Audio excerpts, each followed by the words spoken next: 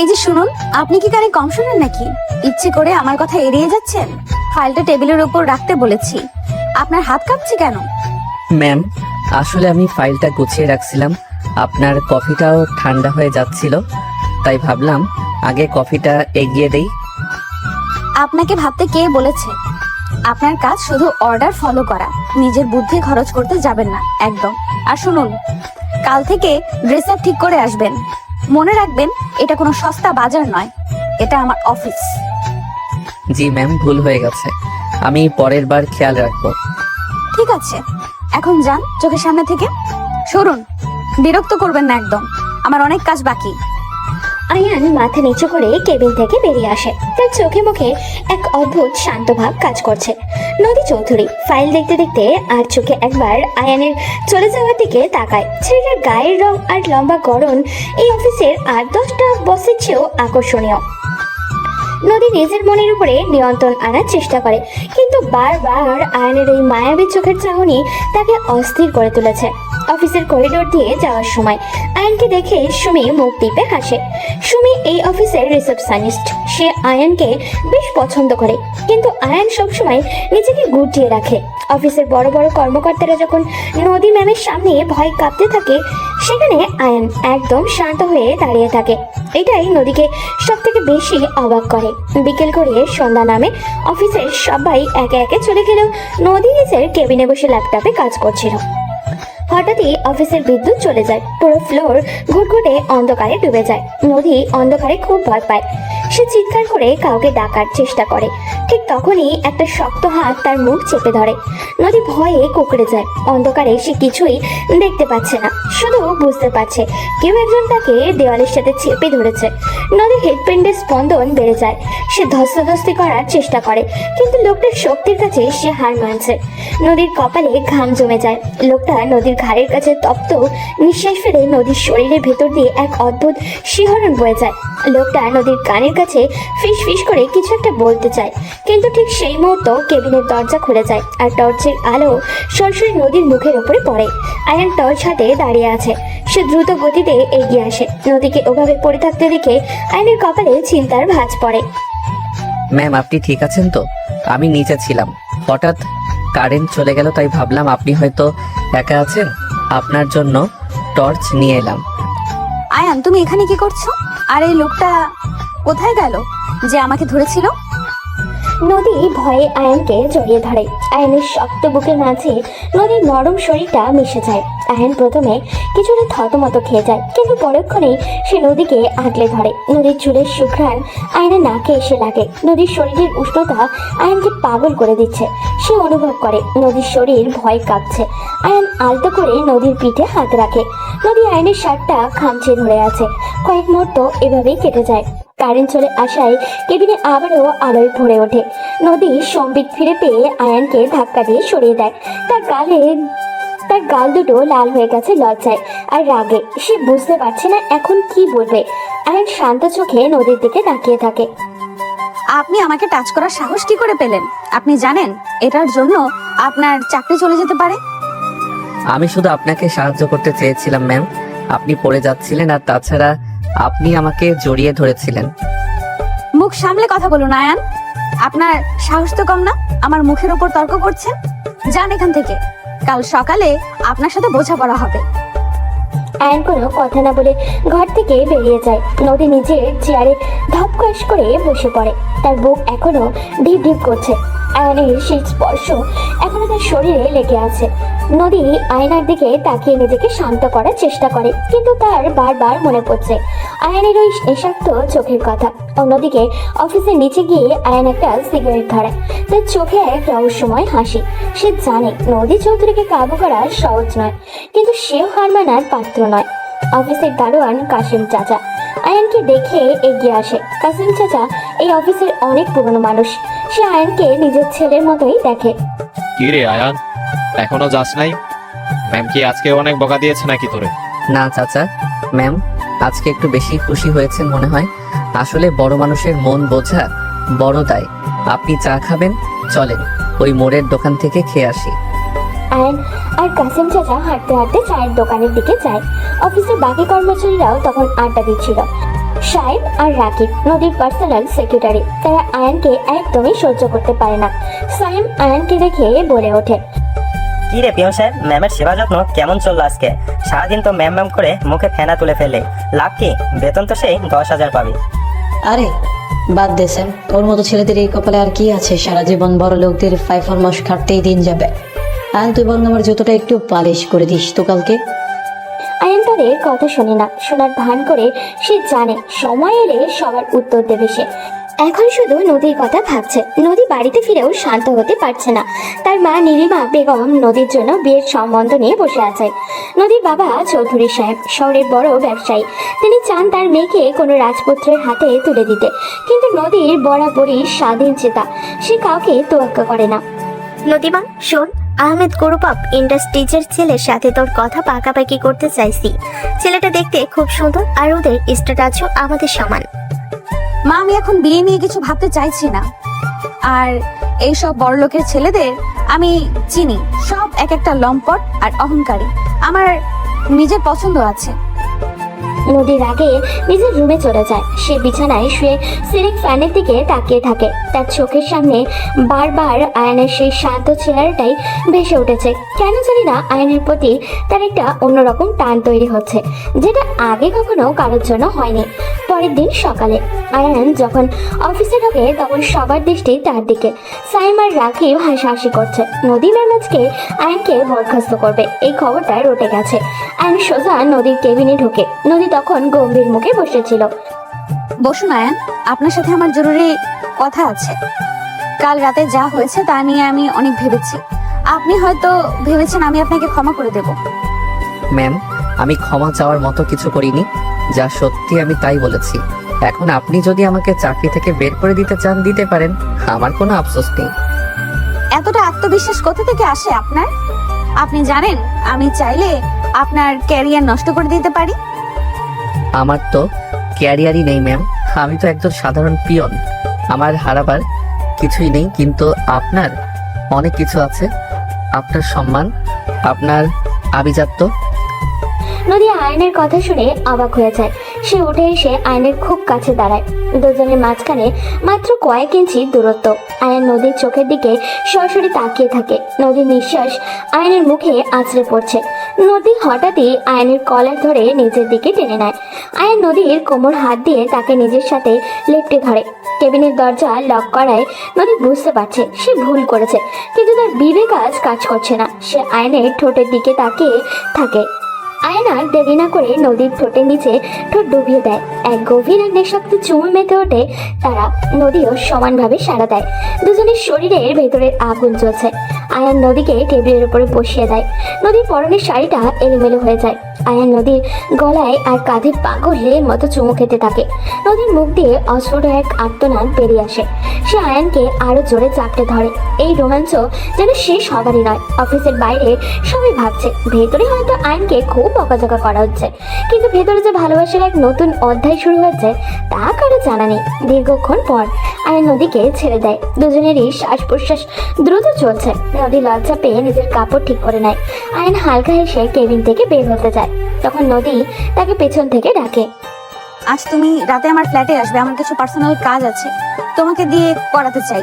কোনো মানা শুনবো না। জি ম্যাম, আসবো।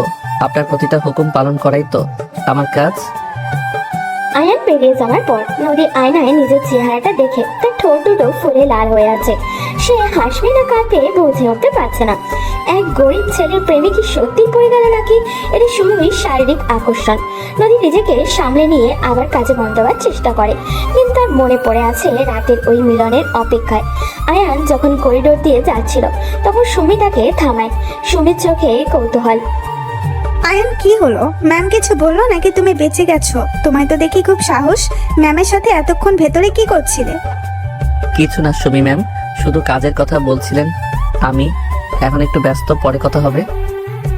আয়ান এড়িয়ে যায়। সে জানে সুমি তাকে সন্দেহ করেছে। অফিসের পরিবেশটা আজ একটু অন্যরকম। নদীর বান্ধবী হিসেবে আছে।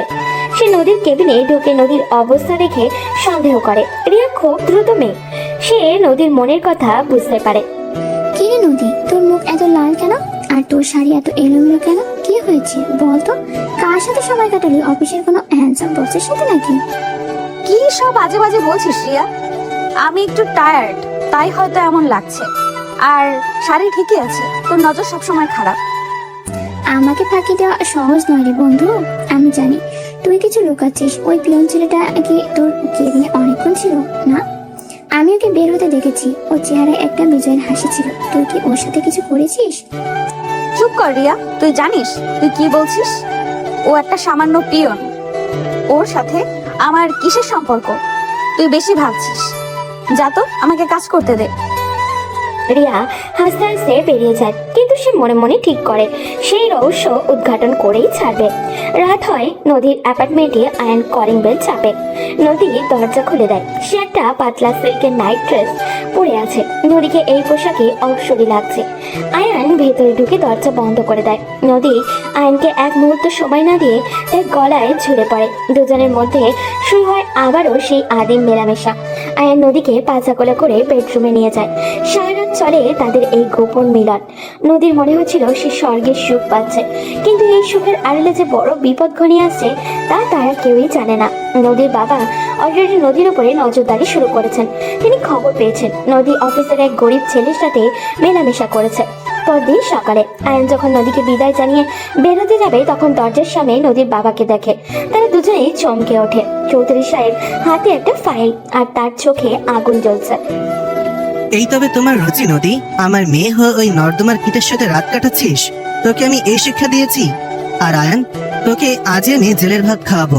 আমার মেয়ে জীবন নষ্ট করার সাহস তুই কোথায় পেলি? বাবা, তুমি ভুল ভাবছো। আয়ান আমাকে ভালোবাসে, আর আমি ওকে ভালোবাসি। আমাদের বিয়ে দাও প্লিজ, আমি ওকে ছাড়া বাঁচবো না। একদম চুপ থাক নদী, তুই এখন আমার সাথে যাবি, আর এই আপরটাকে বিদায় করার ব্যবস্থা আমি করছি। চৌধুরী সাহেব জোর করে নদীকে নিয়ে চলে যায়। আয়ান একা দাঁড়িয়ে থাকে। তার চোখে এখন আর মায়া নেই, সেখানে ফুটে উঠেছে প্রতিশোধের আগুন। সে জানে এই লড়াইটা খুব কঠিন হবে, কিন্তু সে হার মানবে না। নদীকে সে নিজের করেই ছাড়বে। ভালোবাসা আর দারিদ্রের এই যুদ্ধ শেষ পর্যন্ত কে জিতবে তা তো সময় বলে দিবে। নদীর কান্নায় আকাশ বাতাস ভারী হয়ে ওঠে, কিন্তু চৌধুরী সাহেব পাথর হয়ে আছেন। তিনি নদীকে ঘরে বন্দি করে রাখেন আর আয়ানকে সাহায্য করার জন্য গুন্ডা পাঠান। কিন্তু আয়ানও সাধারণ কোনো ছেলে নয়, তার অতীত হয়তো অন্য কিছু, যা নদী জানে না। বাবা, তুমি আমার হাত ছাড়ো। আমি আয়ানকে ছাড়া কোথাও যাব না। তুমি কেন বুঝতে চাইছো না আমি ওকে কতটা ভালোবাসি? ভালোবাসা ধুয়ে কি জল খাবি তুই? এই রাস্তা ছেলের জন্য তুই আমার মুখের উপর কথা বলছিস? মনে রাখবি আমি তোর বাবা, আর আমার কথার বাইরে যাওয়ার ক্ষমতা তোর নেই। আর আমার সাথে চল। ম্যাম, আপনি চিন্তা করবেন না, আপনি জান আমি ঠিক আছি। আমি আপনাকে কথা দিচ্ছি, আমি আপনাকে হাঁটতে দেব না। চৌধুরী সাহেব রাগে গড়গড় করতে করতে নদীকে টেনে হিঁচড়ে গাড়িতে তোলেন। তার চোখে মুখে তখন খুনের নেশা। আয়ান দাঁড়িয়ে অপলক দৃষ্টিতে তাকিয়ে থাকে তার স্বপ্নের রাজকন্যার চলে যাওয়ার দিকে। নদীর কান্নায় রাস্তার ধুলোবালিতেও যেন হাহাকার ছড়িয়ে পড়ে। চৌধুরী সাহেবের বডিগার্ড সুলতান আর জব্বার আয়ানকে ভয় দেখানোর জন্য এগিয়ে আসে। সুলতান পেশিবহুল এক লোক, যার চোখের নিচে একটা পুরনো কাটা দাগ আছে। সে আয়ানের শার্টের কলার চেপে ধরে। আয়ান তখনও শান্ত, তার চোখে কোনো ভয়ের চিহ্ন নেই। জব্বার পাশে দাঁড়িয়ে অট্টহাসি হাসছে আর নিজের হাতের আঙুলগুলো মটকাচ্ছে। আয়ান সুলতানের হাতের মুঠো আলতে করে সরিয়ে দেয়, যা দেখে সুলতান কিছুটা অবাক হয়। চৌধুরী সাহেবের গাড়িটা চোখের আড়াল হতে আয়ান একটা দীর্ঘশ্বাস ফেলে। সে জানে এখন থেকে তার জীবনের আসল লড়াই শুরু। নিজের ভাঙা সাইকেল নিয়ে আয়ান যখন বাড়ির দিকে রওনা দেয়, তখন তার মাথায় শুধু নদীর ওই অশ্রুসিক্ত মুখটা বারবার ভেসে উঠেছে। আয়ানদের বাড়িটা শহরের এক প্রান্তে ঘিঞ্জি গলির ভেতরে, পুরোনো একতলা ঘর। সেখানে তার মা আর ছোট বোন মৃত্যু থাকে। মৃত্যু ক্লাস 10-এ পড়ে। সে খুব চঞ্চল আর বুদ্ধিমতী মেয়ে। আয়ানকে দেখে মৃত্যু দৌড়ে আসে। সে বুঝতে পারে তার ভাইয়ের মনে আজ অনেক খারাপ। আয়ানের মা রান্নাঘর থেকে বেরিয়ে এসে ছেলের দিকে তাকান। তিনি একজন ধৈর্যশীল নারী, যিনি সারা জীবন অনেক কষ্ট করে ছেলে মেয়েদের মানুষ করেছেন। আয়ান নিজের ঘরে গিয়ে শুয়ে পড়ে। তার মনে পড়ছে নদীর সাথে কাটানো সেই সুন্দর মুহূর্তগুলো। নদীর শরীরে সেই ঘ্রাণ আর তার ঠোঁটের উষ্ণতা এখনো আয়ানকে পাগল করে দিচ্ছে। সে জানে নদীর বাবা তাকে সহজে ছেড়ে দিবে না, কিন্তু আয়ানও তো সাধারণ কোনো ছেলে নয়। একসময় সেও অনেক বড় ঘরের সন্তান ছিল, কিন্তু বাবার ব্যবসায় পতনের পর আজ সে এই অবস্থায় এসে দাঁড়িয়েছে। কি হয়েছে রে বাবা, তোর মুখটা এমন শুকনা লাগছে কেন? অফিসে গিয়ে ম্যাম আবার বকাঝকা করেছে নাকি তোকে? না মা, তেমন কিছু না। আসলে শরীরটা একটু ম্যাচ ম্যাচ করছে। তুমি মিতুকে নিয়ে খেয়ে নাও, আমি একটু বিশ্রাম নেব। আয়ান তার মাকে মিথ্যে বলতে চায় না, কিন্তু সত্যিটা বললে মা সহ্য করতে পারবেন না। নদীর বাড়িতে তখন লঙ্কাকাণ্ড চলছে। চৌধুরী সাহেব নদীকে তার রুমে তালা বন্ধ করে রেখেছেন। নীলিমা বেগম দরজার বাইরে দাঁড়িয়ে কাঁদছেন। তিনি চান না তার মেয়ের ক্ষতি হোক, কিন্তু স্বামীর সামনে কথা বলার সাহস তার নেই। নীলিমা বেগম একজন নরম মনের মানুষ, যিনি সবসময় শান্তির কথা ভাবেন। চৌধুরী সাহেব ড্রয়িং রুমে বসে তার বিশেষ বন্ধু আরমানকে ফোন করেন। আরমান শহরের একজন কুখ্যাত শিল্পপতি, যার সাথে অনেক কালো কারবার আছে। আরমান অনেকদিন ধরে এই নদীকে বিয়ে করতে চাইছে। চৌধুরী সাহেব মনে মনে আরমান হবে নদীর জন্য সঠিক পাত্র, কারণ তার অনেক টাকা আর অনেক ক্ষমতা আছে। রিয়া তখন নদীর ঘরে ঢোকার চেষ্টা করছিল, কিন্তু পাহারায় করা হয় সে পারছে না। রিয়া তার বয়ফ্রেন্ড জায়ানকে ফোন করে। জায়ান একজন ডিটেকটিভ, যে ছদ্মবেশে মানুষের খবর বের করতে ওস্তাদ। আরমান শোনো, নদীকে আমি বুঝিয়েছি, ও রাজি হয়ে যাবে। তুমি কালকে বিয়ের ব্যবস্থা করো, আমি চাই না দেরি হোক। এই আপদটাকে তাড়াতাড়ি বিদায় করতে হবে। আপনি একদম চিন্তা করবেন না আঙ্কেল, নদীকে আমি এমন রাজপ্রাসাদে রাখবো যে ও পিয়নের কথা ভুলেই যাবে। আর যদি ওই ছেলেটা বেশি বাড়াবাড়ি করে, তবে ওকে দুনিয়া থেকে সরিয়ে দিতে আমার 1 সেকেন্ড সময় লাগবে না। আরমানের কণ্ঠেও এক নতুন নিষ্ঠুরতা লুকিয়ে আছে। সে ফোনে কথা বলতে বলতে তার সেক্রেটারি আরিফকে ইশারা করে। আরিফ লোকটা খুব দ্রুত, সে আরমানের সব অপকর্মের সঙ্গী। আরিফ তখনই আয়ানের সব তথ্য জোগাড় করতে বেরিয়ে পড়ে। অন্যদিকে অফিসের অবস্থা থমথমে। শাইম আর রাকিব নদীর কেবিনে ঢুকে না পেরে বাইরে বসে আড্ডা দিচ্ছে। তারা খুশিতে যে আয়নের চাকরি চলে যাবে, কিন্তু সুমি খুব উদাস। সুমি মনে মনে আয়ানকে বড় শ্রদ্ধা করে। সে জানে আয়ান কোনো অন্যায় করতে পারে না। সুমি কাসিম চাচার কাছে গিয়ে জানতে চায় কি হয়েছিল। আসলে কাসিম চাচা তখন গেটে বসে তামাক খাচ্ছিলেন। তার বুড়ো শরীরে অনেক অভিজ্ঞতা। সে দীর্ঘশ্বাস ফেলে বলে, বড় মানুষের খেলায় ছোট মানুষরা পিষ্ট হয় রে মা। আয়ান ছেলেটা অনেক ভালো, কিন্তু ওর ভাগ্যটা খুব খারাপ। অফিসের ম্যানেজার আরিফ সাহেব তখন সবাইকে ডেকে বলেন যে নদী ম্যাম অসুস্থ, তাই কয়েকদিন অফিসে আসবেন না। কিন্তু সবাই জানে আসল ঘটনা কি। ভাইয়া, তুই কি নদী ম্যামকে ভালোবাসিস? আমাকে সত্যি করে বলতো, আমি কাউকে বলবো না। তুই ছোট মানুষ, পড়াশোনা কর, এসব তোকে বুঝতে হবে না। আর শোন, কখনো কারো ক্ষতি করবি না, দেখবি আল্লাহ তোকে সাহায্য করবে। মিতু তার ভাইয়ের কথা শুনে চুপ হয়ে যায়, কিন্তু সে বুঝতে পারছে কিছু একটা বড় বিপদ আসছে। রাত বাড়তে থাকে। নদীর ঘরে জানলার কাছে বসে নদী কাছে, তার মনে হচ্ছে সে দম বন্ধ হয়ে মারা যাবে। হঠাৎ সে দেখতে পায় জানলার বাইরে একটা ছায়া। সে ভয় পায়, কিন্তু ভালো করে তাকাতে দেখে ড্রাইভার রতন দাঁড়িয়ে আছে। রতন নদীর খুব বিশ্বস্ত, সে ছোটবেলা থেকে নদীকে দেখছে। রতন ইশারায় নদীকে চুপ থাকতে বলে। রতন জানলা দিয়ে একটা চিরকুট ভেতরে ছুড়ে দেয়। নদী দ্রুত সেটা খুলে পড়ে। সেখানে লেখা আছে, ম্যাম আপনি ঘাবড়াবেন না, আয়ান ভাই ঠিক আছে, আর তিনি আমাকে পাঠিয়েছেন আপনার কাছে। নদী চিরকুটটা বুকে জড়িয়ে ধরে। তার মনে একটু সাহস আসে। সে জানে আয়ান তাকে একা ছেড়ে দিবে না। ম্যাম, চৌধুরী সাহেব কাল সকালেই আরমান সাহেবের সাথে আপনার বিয়ে দেবেন ঠিক করেছেন। আপনি প্রস্তুত থাকুন। আমি আর জামিলা মাসি আপনাকে এখান থেকে বের করার চেষ্টা করব। জামিলা হলো চৌধুরী বাড়ির পুরনো কাজের মহিলা। সে নদীর খুব ভক্ত। জামিলা নীলিমা বেগমের অলক্ষ্যে নদীর জন্য খাবার নিয়ে আসে আর তাকে সান্ত্বনা দেয়। জালিমা জানে চৌধুরী সাহেব কতটা নিষ্ঠুর হতে পারেন, তাই সে জীবনের ঝুঁকি নিয়ে নদীকে সাহায্য করতে রাজি হয়েছে। পরদিন সকালে নদীর বাড়িতে আরমানের আগমন ঘটে। আরমান ধবধবে সাদা পাঞ্জাবি পরে এসেছে, তার মুখে এক মেকি হাসি। সে ড্রয়িং রুমে বসে চৌধুরী সাহেবের সাথে আড্ডা দিচ্ছে আর আর চোখে নদীর রুমের দিকে তাকাচ্ছে। তার লালসা যেন উপচে পড়ছে। নীলিমা বেগম আরমানকে দেখে কুকড়ে যান। তার মনে হয় এই লোকটা তার মেয়ের জন্য যোগ্য নয়, কিন্তু তিনি নিরুপায়। নদী কোথায় আঙ্কেল? ওকে একটু দেখতে ইচ্ছে করছে। ও কি এখনো আমার উপর রেগে আছে? আরে না না, ও তো মেয়ে মানুষ, একটু অভিমান করবেই। তুমি চলো ওর ঘরে গিয়ে কথা বলে আসো। সুলতান, তুমি দরজা তালা খুলে দাও। সুলতানা দরজা খুলে দিলে আরমান ভেতরে ঢোকে। নদী তখন খাটের এক কোণে গুটিসুটি মেরে বসেছিল। আরমানকে দেখেই তার ঘৃণা লাগে। আরমান ধীরে ধীরে নদীর কাছে গিয়ে বসে। সে নদীর চিবুক স্পর্শ করতে চায়, কিন্তু নদী মুখ সরিয়ে নেয়। আরমানের চোখে তখন কামনার আগুন। সে নদীর কাঁধে হাত রাখে। নদী চিৎকার করে ওঠে, কিন্তু আরমান তার মুখ চেপে ধরে। আরমান ফিস ফিস করে বলে, তুমি শুধু আমার নদী, ওই পিয়নকে আমি কুকুর দিয়ে খাবো। তুমি যদি ভালোই ভালো রাজি না হও তবে তোমার পরিবারের ক্ষতি হবে। আরমান বেরিয়ে যাওয়ার পর নদী ডুকরে কেঁদে ওঠে। তার মনে হচ্ছে সব শেষ হয়ে যাচ্ছে, কিন্তু সে জানে না বাইরে আয়ান তার বাহিনী নিয়ে অপেক্ষা করছে। আয়ানের ছোটবেলার বন্ধু কবির এখন পুলিশ ইন্সপেক্টর। কবির খুব সৎ আর সাহসী। আয়ান কবিরের কাছে গিয়ে সব খুলে বলেছে। কবির প্রথমে রেগে গেলেও বন্ধুর ভালোবাসার কথা শুনে সাহায্য করতে রাজি হয়। আয়ান, তুই কি পাগল হয়েছিস? চৌধুরী সাহেবের সাথে লড়াই করা মানে নিজের পায়ে কুড়াল মারা। কিন্তু তুই যখন একবার জেদ ধরেছিস, আমি তোর সাথে আছি। তবে আইন অনুযায়ী আমাদের এগোতে হবে।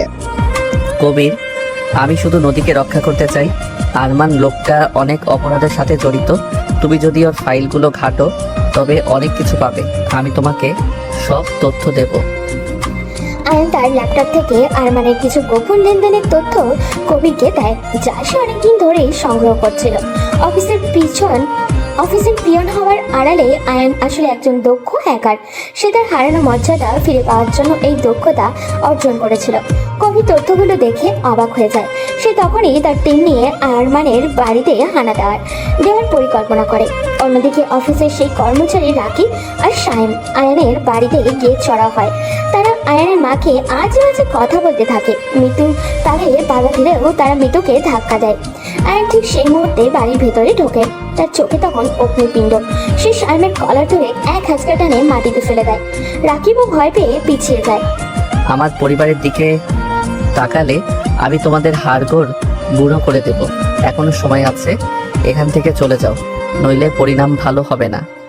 সায়েম আর রাকিব ভয় পালিয়ে যায়। আয়ান তার মাকে জড়িয়ে ধরে, সান্ত্বনা দেয়। সে জানে শত্রুরা এখন চারদিক থেকে আক্রমণ করবে। বিকেলে নদীর বাড়িতে বিয়ের সানাই বাজতে শুরু করে। আরমান তার লস্কর নিয়ে হাজির হয়। চৌধুরী সাহেব শুধু খুশি। তিনি ভাবছেন তার মেয়ে এখন নিরাপদে থাকবে। কিন্তু নদী তখন জামিলা আর রতনের সাহায্যে পালানোর পথ খুঁজছে। রতন গাড়ি নিয়ে পিছনের গেটে অপেক্ষা করছে। জামিলা নদীকে বোরকা পরিয়ে নিয়ে যাওয়ার চেষ্টা করে সুলতানা জাব্বার গেটে পাহারা দিচ্ছিল, কিন্তু ঠিক তখনই পুলিশের সাইরেন শোনা যায়। আরমানের মুখ ফ্যাকাশে হয়ে যায়। কবির তার ফোর্স নিয়ে ভেতরে ঢোকে। আরমান সাহেব, আপনাকে অ্যারেস্ট করা হলো। আপনার নামে অনেকগুলো জালিয়াতি আর খুনের মামলা আছে। আর চৌধুরী সাহেব, আপনি নিজের মেয়েকে জোর করে বিয়ে দিচ্ছেন, এটাও একটা অপরাধ। তুমি কি বলছো এসব? আরমান আমার বন্ধু, ওর নামে এসব আজে বাজে কথা বলছো কেন? পুলিশ কেন এসেছে এখানে? চৌধুরী সাহেব থতমত খেয়ে যান। তিনি বুঝতে পারছেন না কি হচ্ছে। আরমান পালানোর চেষ্টা করলে সুলতান আর জাব্বার বাধা দেয়, কিন্তু পুলিশ তাদেরও ধরে ফেলে। ঠিক সেই মুহূর্তে আয়ান সেখানে হাজির হয়। আয়ানকে দেখে চৌধুরী সাহেব চমকে ওঠেন। আয়ান ধীর পায়ে এগিয়ে গিয়ে নদীর হাত ধরে। নদী বোরকা খুলে আয়ানের বুকে ঝাঁপিয়ে পড়ে। তার সব ভয় যেন নিমিষেই দূর হয়ে যায়। নদী আয়ানকে শক্ত করে জড়িয়ে ধরে। তার হৃদস্পন্দন তখন খুব দ্রুত চলছে। আয়ান নদীর কপালে একটা দীর্ঘ চুমু খায়, যা দেখে উপস্থিত সবাই অবাক হয়ে যান। নীলিমা বেগম আড়ালে দাঁড়িয়ে হাসছেন। তিনি খুশি যে তার মেয়ে তার ভালোবাসাকে ফিরে পেয়েছে। চৌধুরী সাহেব, আমি কোনো নর্দমার কীট নই। আমি শমশের আলীর ছেলে, যে শমশের আলীকে আপনি আর আরমান মিলে পথে বসিয়েছিলেন। আজ আমি আমার বাবার সব সম্পত্তি আর সম্মান ফিরে পাবো, আর আরমানকে তার প্রাপ্য শাস্তি পেতে হবে। চৌধুরী সাহেব বিশ্বাস করতে পারছেন না যে আয়ান শমশের আলীর ছেলে। তিনি লজ্জিত বোধ করেন। তার মাথা নিচু হয়ে যায়। তিনি বুঝতে পারেন যে তিনি কত বড় ভুল করেছেন। আরমানকে পুলিশ যখন নিয়ে যাচ্ছে তখন আরমান চিৎকার করে বলছে, আমি ফিরে আসবো আয়ান, তোমাকে আমি ছাড়বো না। কিন্তু আয়ানের কানে সেসব কথা পৌঁছায় না। সে শুধু নদীর চোখের দিকে তাকিয়ে আছে। নদী হাসছে, তার চোখে এখন আর জল নেই। সেখানে শুধু সুখের ঝিলিক। রিয়া আর জায়ান সেখানে এসে পৌঁছায়।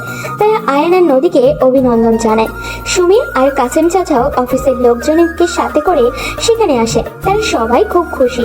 ইন্সপেক্টর কবির আয়ানের কাঁধে হাত রেখে বলে, কাজটা শেষ হলো বন্ধু, এখন তোদের সুখী হওয়ার বলা।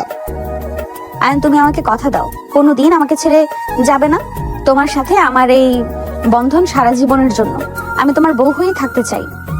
আমি তোমাকে কথা দিলাম নদী, আমাদের এই প্রেম কাহিনী ইতিহাস হয়ে থাকবে। তোমার ওই রাগী ম্যাম ইমেজটা আমি ভাঙবো, আর তুমি শুধু আমার সাধারণ নদী হয়ে থাকবে। আমি তোমাকে অনেক ভালোবাসি। আয়ান নদীকে আবারও জড়িয়ে ধরে। নদীর শরীরের উষ্ণতা আর আয়ানের পৌরুষও যেন এক হয়ে মিশে যায়। তাদের চারপাশের কোলাহল যেন থেমে যায়, শুধু শোনা যায় তাদের দুজনের হৃদস্পন্দনের শব্দ। চৌধুরী সাহেব এগিয়ে এসে আয়ানের হাত ধরেন।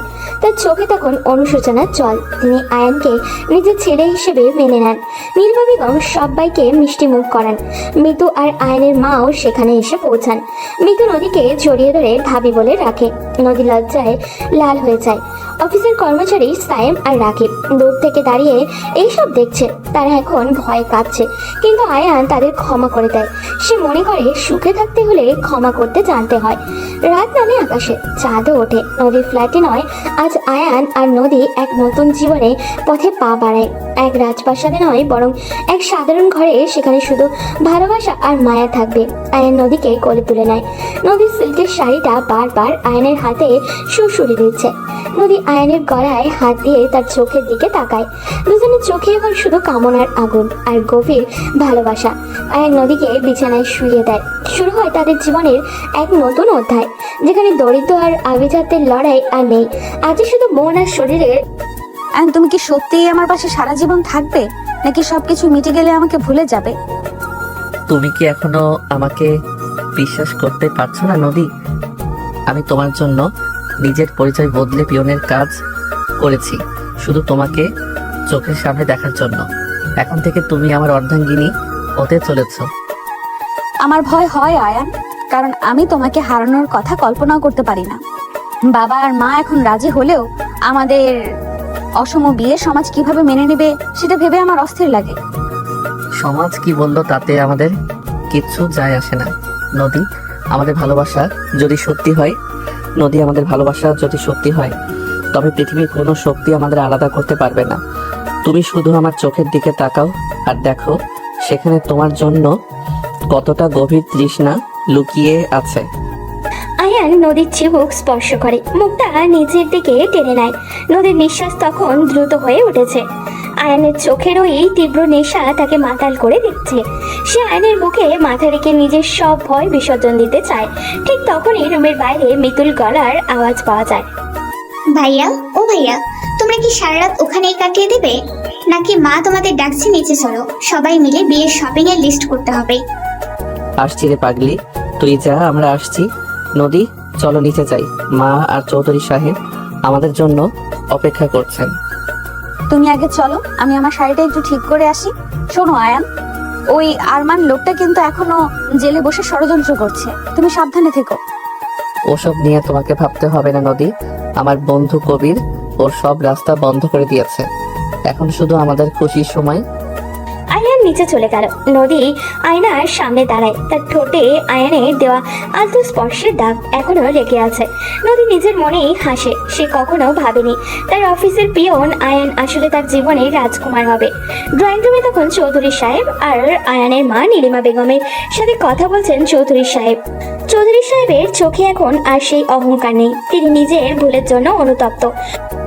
আয়ন বাবা, এদিকে আসো। আমি ভাবছি আগামী শুক্রবারে তোমাদের বিয়ের অনুষ্ঠানটা সেরে ফেলবো। শমশের আলীর ছেলে আমার জামাই হবে, এটা ভাবতে এখন আমার গর্ব হচ্ছে। আপনি যদি বলেন তবে তাই হবে ভাই সাহেব। আমার ছেলের মুখের হাসি দেখার জন্য আমি সব করতে পারি। নদীমা আমার খুব ভালো মেয়ে, ওর কোনো দোষ নেই, ও শুধু ভালোবেসেছে। মা, আপনি আমাকে এইভাবে লজ্জা দেবেন না। আমি তো শুধু আয়নের যোগ্য হওয়ার চেষ্টা করেছি মাত্র। নদীর কথা শুনে সবাই হেসে ওঠে, কিন্তু এই হাসির আড়ালে ষড়যন্ত্রের জাল বুনছে রিয়া। রিয়া ড্রয়িং রুমের এক কোণে বসে তার ফোন টিপছে। সে তার বয়ফ্রেন্ড জায়ানকে মেসেজ পাঠাচ্ছে, যেন আয়ানের বাবার ব্যবসার পুরনো সব ফাইল আবারও দেখা হয়। রিয়া আসলে নদীর সম্পত্তি আত্মসাৎ করতে চায়। জায়ান, তুমি কি কাজটা শুরু করেছো? আমি চাই না এই বিয়েটা শান্তিতে হোক। আয়ান যদি সত্যি শমশের আলীর ছেলে হয়, তবে ওর তো অনেক প্রতিপত্তি হবে, সেটা আমাদের জন্য ভালো নয়। রিয়া, তুমি শান্ত হও, আমি সব দেখছি। আয়নের দুর্বলতা কোথায় সেটা আমি বের করবই। আপাতত তুমি বিয়ের আয়োজনে থাকো আর ওদের বিশ্বাস অর্জন করো। রিয়া একটা মেকি হাসি নিয়ে নদীর কাছে গিয়ে তাকে জড়িয়ে ধরে। রিয়া খুব দক্ষ অভিনেত্রী। সে নদীকে বোঝাতে চায় যে সে অনেক খুশি, কিন্তু তার মনে বিষ জমে আছে। পরদিন সকালে অফিসের সবাই খবর পায় যে নদী ম্যাম আর আয়ানের বিয়ে হচ্ছে। সুমি খবরটা শুনে আনন্দে নেচে ওঠে। সে রিসেপশনে বসে সবাইকে মিষ্টি মুখ করায়। আমি জানতাম আয়ান ভাই সাধারণ কেউ নন। ওনার রাজকীয় চালচলন দেখলেই বোঝা যেত ম্যামের সাথে ওনাকে খুব মানাবে, তাই না কাশেম চাচা? ঠিক বলছিস মা, আমি তো 25 বছরে এই অফিসে আছি, মানুষের চোখ দেখলেই বুঝতে পারি কে কেমন। আয়ান ছেলেটা সোনার টুকরো, ও নদী আম্মাকে খুব সুখে রাখবে। আরে ধুর সুমি, তুই তো দেখে আয়নের ভক্ত হয়ে গেলি, পিয়ন থেকে হুট করে মালিক হয়ে যাবে, এটা ভাবতে আমার গা জ্বলে যাচ্ছে। রাকিব, তুই কিছু বলছিস না কেন? আমি কি বলবো বল, ম্যামের সাথে পাঙ্গা নেওয়া মানে চাকরি হারানো। এখন থেকে আয়ানকে তেল দিয়ে চলতে হবে, নইলে আমাদের কপালে দুঃখ আছে। তবে আমার সন্দেহ আয়ান কি সত্যি শমশের আলীর ছেলে। সাইম আর রাকিবের মনে ঈর্ষা দাও দাও করে জ্বলছে। ঠিক তখনই ম্যানেজার আরিফ সাহেব সেখানে আসেন। তিনি সবার উপরে খুব রেগে আছেন, কারণ আয়ান পিয়ন থাকা অবস্থায় আরিফ অনেক টাকা তছরূপ করেছিলেন, যা এখন আয়ান জেনে গেছে। কাজ কম নেই তোমাদের, শুধু আড্ডা মারছো। সবাই কাল থেকে নতুন বস জয়েন করবে, মনে রেখো আয়ান এখন আর পিয়ন নয়, ও এখন এই কোম্পানির পার্টনার, তাই নিজের মুখ সামলে কথা বলবে। আরিফ সাহেব গটগট করে নিজের কেবিনে চলে যায়। তিনি মনে মনে ভাবছেন কিভাবে নিজের পেট বাঁচাবেন। বিকেলে আয়ান আর নদী শপিং মলে যায়। তাদের সাথে মিতু আর সুমিও আছে। মিতু খুব আনন্দ করছে, সে বড় বড় ব্র্যান্ডেড ড্রেস দেখতে আর নদীকে দেখাচ্ছে। ভাবি, এই নীল রঙের লেহেঙ্গাটা তোমাকে খুব মানাবে। ভাইয়া তোমার প্রিয় রং তো নীল, তাই না? আমার প্রিয় রং তো নদী, ও যা পরে তাই আমার ভালো লাগে। তবে নীল রঙের শাড়িতে ওকে ঠিক অপসরীর মতো লাগে। হয়েছে, আর আদিক্ষেতা করতে হবে না। তুমি নিজের জন্য এই শেরওয়ানিটা পছন্দ করো, এটা পরলে তোমাকে একদম রাজপুত্রের মতো লাগবে। শপিং শেষে তারা যখন পার্কিং লটে আসে, তখন হঠাৎই একটা কালো রঙের গাড়ি তাদের পথ আটকায়। গাড়ি থেকে বের হয় সোনিয়া। সোনিয়া আয়ানের ছোটবেলার বান্ধবী। সে আয়ানকে অনেকদিন ধরে খুঁজছে। সোনিয়াকে দেখে আয়ান কিছুটা চমকে যায়। সোনিয়া খুব সুন্দরী এবং আধুনিক এক নারী। আয়ান, তুমি এখানে কি করছো? আর তোমার সাথে এই বিয়েগুলো করা? আমি তোমাকে সারা শহর খুঁজে বেড়াচ্ছি। আঙ্কেল মারা যাওয়ার পর তুমি কোথায় হারিয়ে গেলে? সোনিয়া, তুমি এখানে হঠাৎ? আমি আসলে কাজে ব্যস্ত ছিলাম। আর শোনো, নদী আমার হবু স্ত্রী। আমরা আগামী শুক্রবার বিয়ে করছি। কি বলছো আয়ান? তুমি সামনে এক মধ্যবিত্ত বা কর্পোরেট মেয়েকে বিয়ে করবে? তোমার স্ট্যাটাস কোথায় গেল? আমি ভেবেছিলাম তুমি আমার কাছে ফিরবে। সোনিয়ার কথা শুনে নদীর মুখ ফ্যাকাশে হয়ে যায়। নদীর মনে হিংসার টানা বাঁধে। সে আয়নের হাত শক্ত করে ধরে। সোনিয়া নদীর দিকে তার ছেলের নজরে তাকায়। নদীর দমে যাওয়ার পাত্র নয়। সে সোনিয়ার চোখের দিকে সরাসরি তাকায়।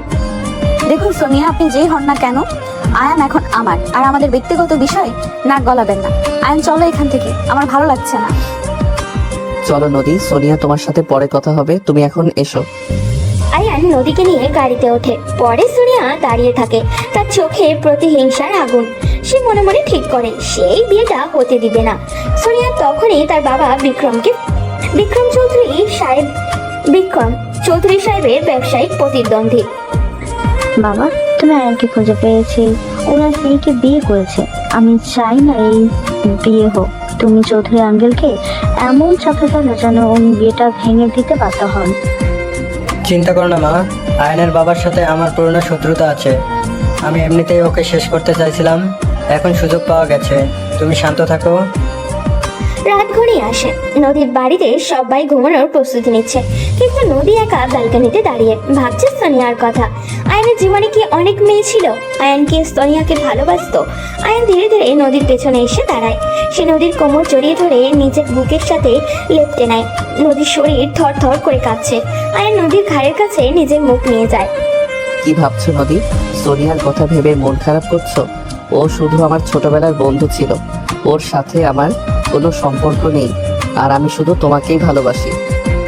আমি তোমাকে বিশ্বাস করি আয়ান, কিন্তু আমার ভয় হয় যদি তোমাকে কেউ কেড়ে নেয়, আমি মারা যাব। তোমার স্পর্শ ছাড়া আমি থাকতে পারি না। আয়ান নদীকে নিজের দিকে ঘুরিয়ে নেয়। নদীর দু চোখে জল চিকচিক করছে।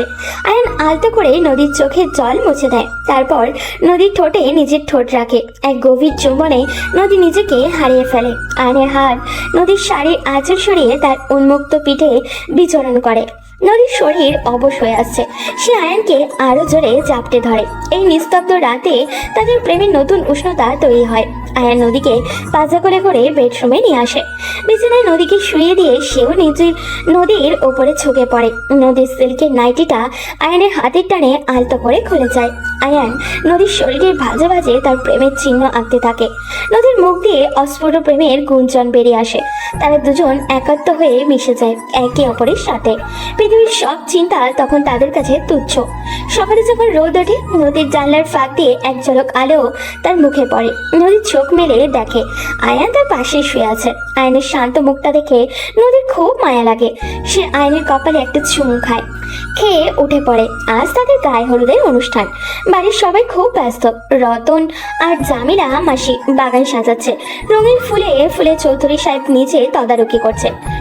নদীমা, তাড়াতাড়ি তৈরি হয়ে নে, আয়নের বাড়ির লোকজন চলে আসবে। এখনই তোর মা হিসাবে আজ আমার খুব আনন্দ হচ্ছে। ম্যাম, আপনি চিন্তা করবেন না। আমি আপনাকে এমনভাবে সাজাবো যে আয়ন ভাইও আপনার দিক থেকে চোখ ফেরাতে পারবে না। রতন, তুই ফুলগুলো ঠিক করে লাগা গেটে। আমি সব ঠিক করছি মাসি, আপনি যান, ম্যামকে তৈরি করুন। বডিগার্ডরা গেটে কড়া পাহারায় আছে, কোনো চিন্তা নেই। গায়ে হলুদের অনুষ্ঠান শুরু হয়। আয়ান হলুদ পাঞ্জাবি পরেছে আর নদী পরেছে বাসন্তী রঙের শাড়ি। দুজনকে দারুণ লাগছে। রিয়া আর সোনিয়াও অনুষ্ঠানে এসেছে। সোনিয়া খুব সেজে গুজে এসেছে। সে আয়ানের পাশে ঘোরার চেষ্টা করছে, যা দেখে মিতু আর সুমি খুব বিরক্ত। এই মেয়েটা কে রে মিতু আপু? সারাক্ষণ ভেড়ার পাশে ঘুরঘুর করছে, আমার তোকে একদম সহ্য হচ্ছে না। ওর নাম সোনিয়া, আয়ন ভাইয়ের ছোটবেলার বন্ধু নাকি, কিন্তু আমার মনে হয় ওর মতলব খারাপ। আমাদের ভাবের উপর নজর রাখতে হবে। অনুষ্ঠানের মাঝখানে বিক্রম চৌধুরী সাহেব সেখানে উপস্থিত হন। তাকে দেখে চৌধুরী সাহেব কিছুটা অবাক হন, কারণ বিক্রমের সাথে তার সম্পর্ক ভালো নয়। বিক্রমের মুখে একটা কুটিল হাসি। সে সোনিয়ার পাশে গিয়ে দাঁড়ায়। কি চৌধুরী সাহেব, মেয়েকে তো ধুমধাম করে বিয়ে দিচ্ছেন, কিন্তু জামাইয়ের খবর কি সব জানেন? তো শমশের আলীর ব্যবসার যে লোন ছিল সেটা এখন আয়ানকে শোধ করতে হবে, আর সেই লোনের কাগজ এখন আমার কাছে। বিক্রম, তুমি এখানেও রাজনীতি শুরু করলে? এটা আমার মেয়ের বিয়ের অনুষ্ঠান, তুমি এখান থেকে সরে যাও, লোন নিয়ে পরে কথা বলা হবে। আঙ্কেল, আপনি থামুন। বিক্রম সাহেব, আপনি যে জালিয়াতি করে আমার বাবার সম্পত্তি হাতিয়ে নিয়েছিলেন সেই প্রমাণ আমার কাছে আছে। আপনার ওই লোনের কাগজ এখন কাগজের টুকরো ছাড়া আর কিছু নয়। আপনি এখনই এখান থেকে বিদায় হন, নইলে আমি পুলিশ ডাকতে বাধ্য হব। আয়নের তেজ দেখে বিক্রম দমে যায়। সোনিয়াও লজ্জায় সেখান থেকে চলে যায়। সবাই স্বস্তির নিঃশ্বাস ফেলে, কিন্তু রিয়া তখনও জায়নের সাথে নিভৃতে কথা বলছে। তার বিয়ের রাতে বড় কিছু করার পরিকল্পনা করছে। বিয়ের দিন উপস্থিত হয় পুরো শহর যেন। এই বিয়ের সাজে সেজেছে আয়ান রাজকীয় শেরওয়ানি পরে। ঘোড়ায় চড়ে চৌধুরী বাড়ির আসে কবির আর তার পুলিশ বাহিনী নিরাপত্তার দায়িত্বে। আর নদী লাল বেনারসি শাড়িতে মোড়ানো, কনের সাজে বসে আছে। তার হৃৎপিণ্ড তখন তুঙ্গে। কাজী সাহেব বিয়ে পড়াতে শুরু করেন। আয়ন সাহেব, আপনি কি নদী চৌধুরীকে ৫ লক্ষ টাকা দেনমোহর স্ত্রী হিসেবে কবুল করে নিচ্ছেন? আলহামদুলিল্লাহ, কবুল। নদীর চোখে আনন্দের জল, সেও কবুল বলে সই করে দেয়। সবাই হাততালি দিয়ে ওঠে। আয়ন আর নদী এখন বিবাহিত দম্পতি। তার সবার দোয়া নেয়। আরমান জেল থেকে লোক পাঠিয়েছিল হামলা করার জন্য, কিন্তু কবির আগে থেকেই তাদের ধরে ফেলে। বিয়ের পর আয়ন নদীকে নিয়ে নিজের বাড়িতে আসে, যেটা এখন আর আলিশান প্রাসাদে রূপান্তরিত হয়েছে। আয়নের মা নদীকে বরণ করে নেন। মা, আমি এই বাড়িতে এসে খুব খুশি। আমি আপনার মেয়ে হয়ে থাকতে চাই। তুমি তো আমার মেয়ে মা। আয়ান, ওকে তোর ঘরে নিয়ে যা, সারাদিনের ধকলে মেয়েটা ক্লান্ত হয়ে গেছে। আয়া নদীকে নিয়ে তাদের সাজানো বাসর ঘরে ঢোকে। ঘরটা বেলি আর গোলাপ ফুলে ভর্তি। তাদের সুবাসে ঘরটা ম ম করছে। নদী খাটের মাঝখানে বসে আছে। সে খুব লজ্জা পাচ্ছে। আয়ান দরজা বন্ধ করে নদীর কাছে গিয়ে বসে। সে নদীর ঘুমটা সরিয়ে দেয়। নদীর মুখটা চাঁদের আলোর মতো জলজল করছে। আজ থেকে তুমি আমার চিরদিনের জন্য নদী। আমি তোমাকে কথা দিচ্ছি, আমি তোমাকে পৃথিবীর সব সুখ দেব। তোমার এই মায়াবী রূপ আমাকে পাগল করে দিচ্ছে। আমি শুধু তোমার ভালোবাসা চাই আয়ান। তুমি ছাড়া আমার এই জীবনে কোনো মূল্য নেই। আমাকে জড়িয়ে ধরো। আয়ান নদীর হাতটা নিজের হাতের মুঠোয় নেয়। আয়ান নদীকে বাহুডোরে আবদ্ধ করে। নদীর শরীরের উষ্ণতা আয়ানের সারা শরীরে ছড়িয়ে পড়ে। তারা একে অপরের ঠোঁটে খুঁজে পায় পরম তৃপ্তি। নদীর শাড়ির বাঁধন আলগা হয়ে যায়। আয়ানের পাগলামি আর ভালোবাসায় নদী নিজেকে সঁপে দেয়। সারা রাত ধরে চলে তাদের প্রেমের এক নতুন মহাকাব্য, যেখানে শুধু ভালোবাসা, আবেগ আর তৃপ্তি মিশে একাকার হয়ে যায়। ভোরের আলো ফোটার আগে তারা একে অপরের হৃদস্পন্দনের মাঝে ঘুমিয়ে পড়ে। সকালে উঠে নদী আয়ানকে দেখে হাসে। আজ থেকে তাদের এক নতুন পথ চলা শুরু। অফিসের কর্মচারীরা সাইম, রাকিব আর আরিফ সাহেবও এখন আয়ানকে শ্রদ্ধা করতে শুরু করেছে, কারণ আয়ান সবাইকে ক্ষমা করে দিয়ে অফিসে নতুন নীতি চালু করেছে। সুমি আর মিতু এখন খুব ভালো বন্ধু। রিয়া আর জায়ান পরিকল্পনা নষ্ট হয়ে যায়, কারণ জায়ান বুঝতে পারে আয়ানের সাথে লড়াই করা সম্ভব নয়। নদী আর আয়ান ব্যালকনিতে দাঁড়িয়ে ভোরে সূর্য দেখছে। তাদের এই প্রেম কাহিনী, যা এক প্রিয়ন আর ম্যামের সম্পর্কের মধ্য দিয়ে শুরু হয়েছিল, আজ তা পূর্ণতা পেল। তুমিও তো কম যাও না আয়ান, কাল সারা রাত আমাকে একটু ঘুমাতে দাওনি। তোমার এই শক্ত হাত দুটো যখন আমাকে জাপটে ধরেছিল, আমার মনে হচ্ছিল আমি যেন পৃথিবীর সবচেয়ে নিরাপদ আশ্রয়ে আছি। কিন্তু এখন আমাকে ছাড়ো, নিচে সবাই আমাদের জন্য অপেক্ষা করছে। নতুন বউ হিসাবে আমার কিছু দায়িত্ব আছে। আয়ান নদীর কথা শুনে মুচকি হাসে এবং নদীকে নিজের বুকে আরো গভীরে টেনে নেয়। নদীর নরম ঠোঁটে আয়ান নিজের ঠোঁট ছুঁয়ে দেয়। এক দীর্ঘ আর গভীর চুম্বনে তারা দুজন আবারও হারিয়ে যায়। সকালের এই মিষ্টি আলোয় তাদের এই আদিম প্রেম যেন এক নতুন মাত্রা পায়। আমি তোমাকে এত সহজে ছাড়বো না নদী। তুমি এখন শুধু আমার বউ, আর এই ঘরের ভেতর আমাদের এই ব্যক্তিগত সময়টুকু কেউ কেড়ে নিতে পারবে না। তোমার ওই নেশাক্ত চোখ দুটো আমাকে বারবার তোমার কাছে টেনে নেয়। আমি চাই এভাবেই সারা জীবন তোমার বুকের মাঝে মাথা রেখে পার করে দিতে। আর তুমি আমাকে পাগল করে দেবে। তোমার এই স্পর্শ আমার ভেতর দিয়ে বিদ্যুতের মতো বয়ে যাচ্ছে। তোমার এই ভালোবাসার কাছে সম্পূর্ণ হার মেনেছি আমি, কিন্তু সত্যি বলছি, এবার আমাকে উঠতে দাও। মিতু আর মা হয়তো আমাদের জন্য নাস্তার টেবিলে বসে আছে। প্রথম দিনেই যদি এত দেরি করে, সবাই কিভাবে বলো তো? সবাই জানে আমরা কাল রাতে কতটা ক্লান্ত ছিলাম, তাই কেউ কিছু মনে করবে না। আর তুমি যদি এতই যেতে চাও, তবে আমাকে একটা শেষ চুমু দিয়ে যাও, এমন চুমু যা সারাদিন আমাকে তোমার কথা মনে করাবে।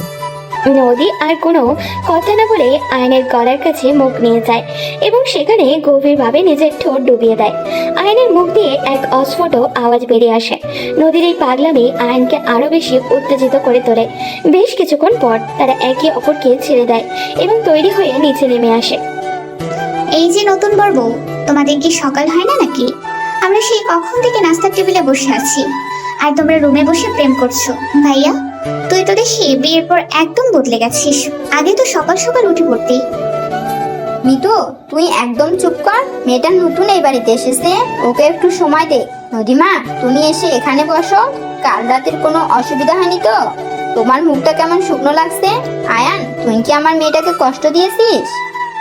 মা, তুমি কি যে বলো না, আমি ওকে কষ্ট দিব কেন? আমি তোকে মাথায় করে রাখি। কিন্তু তুই বেশি বকিস না, নিজের পড়াশোনায় মন দে। কাল থেকে তোর পরীক্ষা শুরু হচ্ছে। আর নদী, তুমি এই পরোটাটা খেয়ে নাও, আমি নিজের হাতে তোমাকে খাইয়ে দিচ্ছি। আয়ন বাবা, তুমি সত্যি আমার মেয়েকে খুব ভালোবাসো। নদী, তুই খুব ভাগ্যবতী যে এমন একটা স্বামী পেয়েছিস। চৌধুরী সাহেব, আপনি কি বলছেন? আপনার জামাই তো দেখছি একদম খাঁটি সোনা। নীলিমা, তুমি একদম ঠিক বলেছ। আমি একসময় আয়নকে অনেক অপমান করেছিলাম, কিন্তু ও নিজের যোগ্যতা আর ভালোবাসা দিয়ে আমার মন জয় করে নিয়েছে। আয়ন বাবা, তুমি অফিসের দায়িত্ব কবে থেকে নিচ্ছ?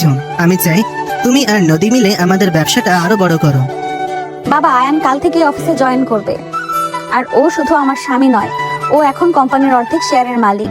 আমি চাই আয়ান নিজের হাতে সবকিছু সামলাক, কারণ ওর মেধার বুদ্ধি আমার চেয়ে অনেক বেশি। ম্যাম, আপনারা সবাই মিলে একসঙ্গে খাচ্ছেন দেখে আমার বুকটা জড়িয়ে যাচ্ছে। আল্লাহ আপনাদের সব সময় সুখে রাখুক। আমি আপনাদের জন্য আরো একটু পায়েস নিয়ে আসছি। রতন, তুইও আমার সাথে আয়, বাবুদের সাথে খেয়ে নিবি। না মাসি, আমি তো আমার খাবার খেয়ে নিয়েছি। আমি এখন গাড়িটা পরিষ্কার করছি, কারণ সাহেব আর ম্যাম একটু পরেই অফিসে যাবেন। আপনারা সবাই শান্তিতে খেয়ে নিন। পরিবারের সবারই হাসি খুশি পরিবেশ থেকে আয়ান আর নদীর মন আনন্দে ভরে ওঠে। খাওয়া শেষ করে আয়ান আর নদী একসাথে অফিসে যাওয়ার জন্য তৈরি হয়।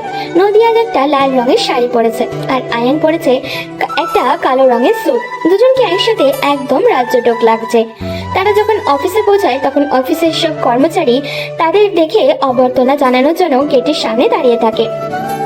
আয়ান বাবা, তুমি আজ আমাদের বড় সাহেব হয়ে অফিসে এসেছো, এটা দেখে আমার যে কি আনন্দ হচ্ছে আমি তো ভাষায় প্রকাশ করতে পারবো না। তুমি সব সময় ভালো থাকো বাবা। আর ম্যাম, আপনিও অনেক সুখে থাকবেন।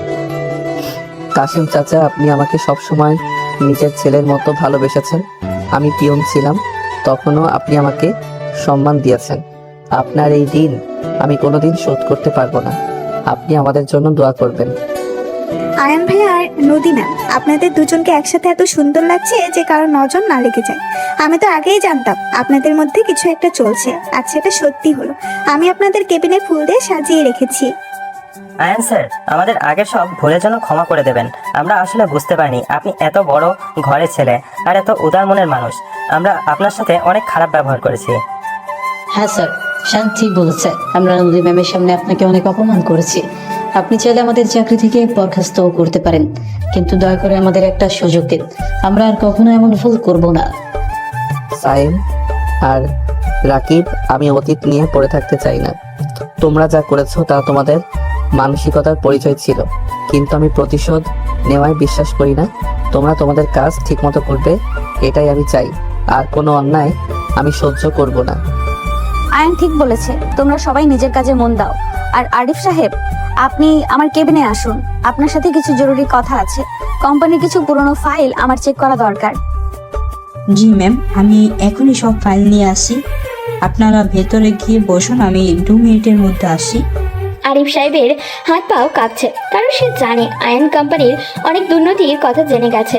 আয়ান আর নদীর সেই পুরনো কেবিনে ঢুকে, যেখানে তাদের প্রথম ভালোবাসা শুরু হয়েছিল। কেবিনের দরজাটা বন্ধ হতে আয়ান নদীকে পেছন থেকে জড়িয়ে ধরে। এই কেবিনটা আমার খুব প্রিয় নদী। এখানে আমি প্রথম তোমাকে আমার বাহু ডোরে নিয়েছিলাম। তোমার সেই রাগী মুখটা আমি এখনো ভুলতে পারি না। তুমি তখন আমাকে চাকরি খাওয়ার ভয় দেখিয়েছিলে, আর এখন তুমি আমার বউ। তুমি তখন খুব বজ্জাত ছিলে আয়ান, ইচ্ছে করে আমাকে রাগাতে, আর আমি বোকার মতো তোমার প্রেমে পড়ে গেলাম। তোমার ওই চোখের চাহনি আমাকে সব ভুলিয়ে দিত। কিন্তু এখন ছাড়ো, আরিফ সাহেব চলে আসবে, আমাদের কাজ করতে হবে। আরিফ সাহেব এত সহজে আসবে না, সে এখন নিজের বাঁচার রাস্তা খুঁজছে। আমি ওকে একটু সময় দিচ্ছি নিজের ভুল স্বীকার করার। তুমি আমার দিকে ফেরো, আমি তোমার এই লাল ঠোঁটে একটু আদর করতে চাই। আয়ান নদীকে নিজের দিকে ঘুরিয়ে নিয়ে নদীর গালে হাত রাখে। নদীর শরীরে আবারও আয়ানের স্পর্শ কেঁপে ওঠে। আয়ান নদীর ঠোঁটে একটা গভীর আর দীর্ঘ চুমু খায়। নদীর শাড়ির আঁচল মেঝেতে লুটিয়ে পড়ে। আয়ানের হাত নদীর শরীরে স্পর্শকাতর জায়গাগুলোতে বিচরণ করতে থাকে। নদীর মুখ থেকে হালকা গোঙানির শব্দ বের হয়। আয়ান নদীর সোফার উপরে শুয়ে দেয় এবং তার উপরে ঝুঁকে পড়ে। তাদের এই মোহময় সময় যেন থামতেই চায় না। ঠিক তখনই বাইরে থেকে আরিফ সাহেব দরজায় টোকা দেয়। ম্যাম, আমি কি ভেতরে আসতে পারি? ফাইলগুলো নিয়ে এসেছি। আয়ান ওঠো প্লিজ, কেউ এসে পড়বে। আমাকে শাড়িটা ঠিক করতে দাও। আপনি একটু দাঁড়ান আরিফ সাহেব, আমরা একটু ব্যস্ত আছি। আসছি আরিফ সাহেব, আপনি বাইরে একটু অপেক্ষা করুন। নদী, তুমি শাড়িটা ঠিক করে নাও, আমরা রাতে এই অসমাপ্ত কাজটা বাড়িতে গিয়ে শেষ করব। নদী লজ্জা পেয়ে দ্রুত নিজের শাড়ি ঠিক করে নেয়। আয়ান দরজা খুলে দিয়ে আরিফ সাহেবকে ভেতরে ঢোকে, তার চোখে মুখে ভয়ের চাপ। অন্যদিকে শহরের অন্য প্রান্তে রিয়া আর জায়ান একটা রেস্টুরেন্টে বসে ষড়যন্ত্র করছে। তাদের সাথে বিক্রম আর সোনিয়াও আছে। তাদের সবাই মিলে আয়ান আর নদীর সুখ নষ্ট করার পরিকল্পনা করছে। জান, আমাদের কিছু একটা করতে হবে। আয়ান আর নদী এত সহজে সবকিছু পেয়ে যাবে, এটা আমি মেনে নিতে পারবো না। আমার তো নদীর উপর ভীষণ রাগ হচ্ছে, ও আমাকে কিছুই জানায়নি। রিয়া, তুমি শান্ত হও, আমি সব খবর রাখছি। আয়ান অফিসে নতুন জয়েন করেছে। আমরা যদি কোম্পানির কোনো বড় প্রজেক্টে জালিয়াতি করে সেই দায় আয়ানের ঘাড়ে চাপিয়ে দিতে পারি, তবে চৌধুরী সাহেব নিজেই ওকে তাড়িয়ে দেবে। আয়ান একদম ঠিক বলেছে। আয়ান আমাকে অপমান করে ওই নদীকে বিয়ে করেছে। আমি ওকে এত সহজে ছেড়ে দেবো না। আমি আয়ানের জীবনে এমন একটা ছক তুলবো যে নদীর কথা ভুলে যাবে। তোমরা বাচ্চারা বেশি ভাবছো, আসল কাজটা আমি করব। আরমান জেলে থেকে আমাকে ফোন করেছিল, সে বলেছে তার লোক আয়ানের উপর নজর রাখছে। আমরা এমন একটা ফাঁদ পাতবো যেখান থেকে আয়ন আর বের হতে পারবে না। বিক্রমের কথা শুনে সবাই অট্টহাসিতে ফেটে পড়ে। তাদের এই ষড়যন্ত্রের কথা আয়ান আর নদী কিছুই জানে না। তারা নিজেদের ভালোবাসার জগতে মগ্ন আছে। বিকেলে আয়ানের ছোটবেলার বন্ধু পুলিশ ইন্সপেক্টর কবির অফিসে আসে আয়ানের সাথে দেখা করতে। কবিরের মুখটা বেশ গম্ভীর। আয়ান বন্ধু, আমি একটা খারাপ খবর নিয়ে এসেছি। আরমান জেল থেকে তার পুরনো গুন্ডাদের সাথে যোগাযোগ করেছে। সে তোকে আর নদীকে মারার জন্য লোক ভাড়া করেছে। তোদের খুব সাবধানে থাকতে হবে। কবির, তুই চিন্তা করিস না, আমি ওই আরমানকে ভয় পাই না। ও যদি আমার বা নদীর দিকে একটা আঙুলও তোলে, আমি ওর হাত কেটে নেব। তুই শুধু আমাকে ওর লোকদের খবর দিবি, বাকিটা আমি সামলে নেব। আয়ান, তুমি এত রেগে যাচ্ছ কেন? আমরা পুলিশকে সবটা জানাবো। তুমি নিজে কোনো আইন হাতে তুলে নেবে না। আমার খুব ভয় করছে, যদি তোমার কিছু হয়ে যায় আমি কাকে নিয়ে বাঁচবো? ভাবি, আপনি ভয় পাবেন না, আমি আয়নের সাথে আছি। আরমান এত সহজে কিছু করতে পারবে না। আমি আমার ফোর্স নিয়ে আপনাদের বাড়ির আশেপাশে নজরদারি রাখবো। আপনারা শুধু নিজেদের সাবধানে রাখবেন। কবির চলে যাওয়ার পর নদী ভয়ে আয়নকে জড়িয়ে ধরে। আয়ন নদীর চুলে হাত বুলিয়ে তাকে সান্ত্বনা দেয়। সন্ধ্যা ঘনিয়ে আসে। অফিসের সবাই চলে গেলে আয়ন আর নদী আবার সেই কেবিনে একা হয়ে যায়। আয়ন কেবিনের দরজা ভেতর থেকে লক করে দেয়। নদীর চোখের দিকে তাকায় ও। আয়ন বুঝতে পারে নদীর মনে এখনো ভয় কাজ করছে। নদী, তুমি কি আমাকে বিশ্বাস করো না? আমি যতদিন বেঁচে আছি পৃথিবীর কোনো শক্তি তোমার বা আমার কোনো ক্ষতি করতে পারবে না। তুমি এই ভয়টা মন থেকে দূর করে দাও। আমি তোমাকে বিশ্বাস করি আয়ান, কিন্তু আমার মনে হচ্ছে আমাদের চারপাশে অনেক শত্রু ঘুরঘুর করছে। রিয়া আমাকে আজ একবারও ফোন করেনি। ওর এই নীরবতা আমার কাছে সন্দেহজনক লাগছে। রিয়াকে নিয়ে তুমি ভেবো না, আমি জানি ও আর জায়ান মিলে কিছু একটা প্ল্যান করছে। আমি ওদের দিকেও নজর রাখছি। এখন তুমি সব চিন্তা বাদ দাও আর আমার কাছে এসো। আমি তোমার এই ভয়ার্ত মুখটা দেখতে চাই না। আয়ান নদীকে নিজের বাহুডোরে আবদ্ধ করে।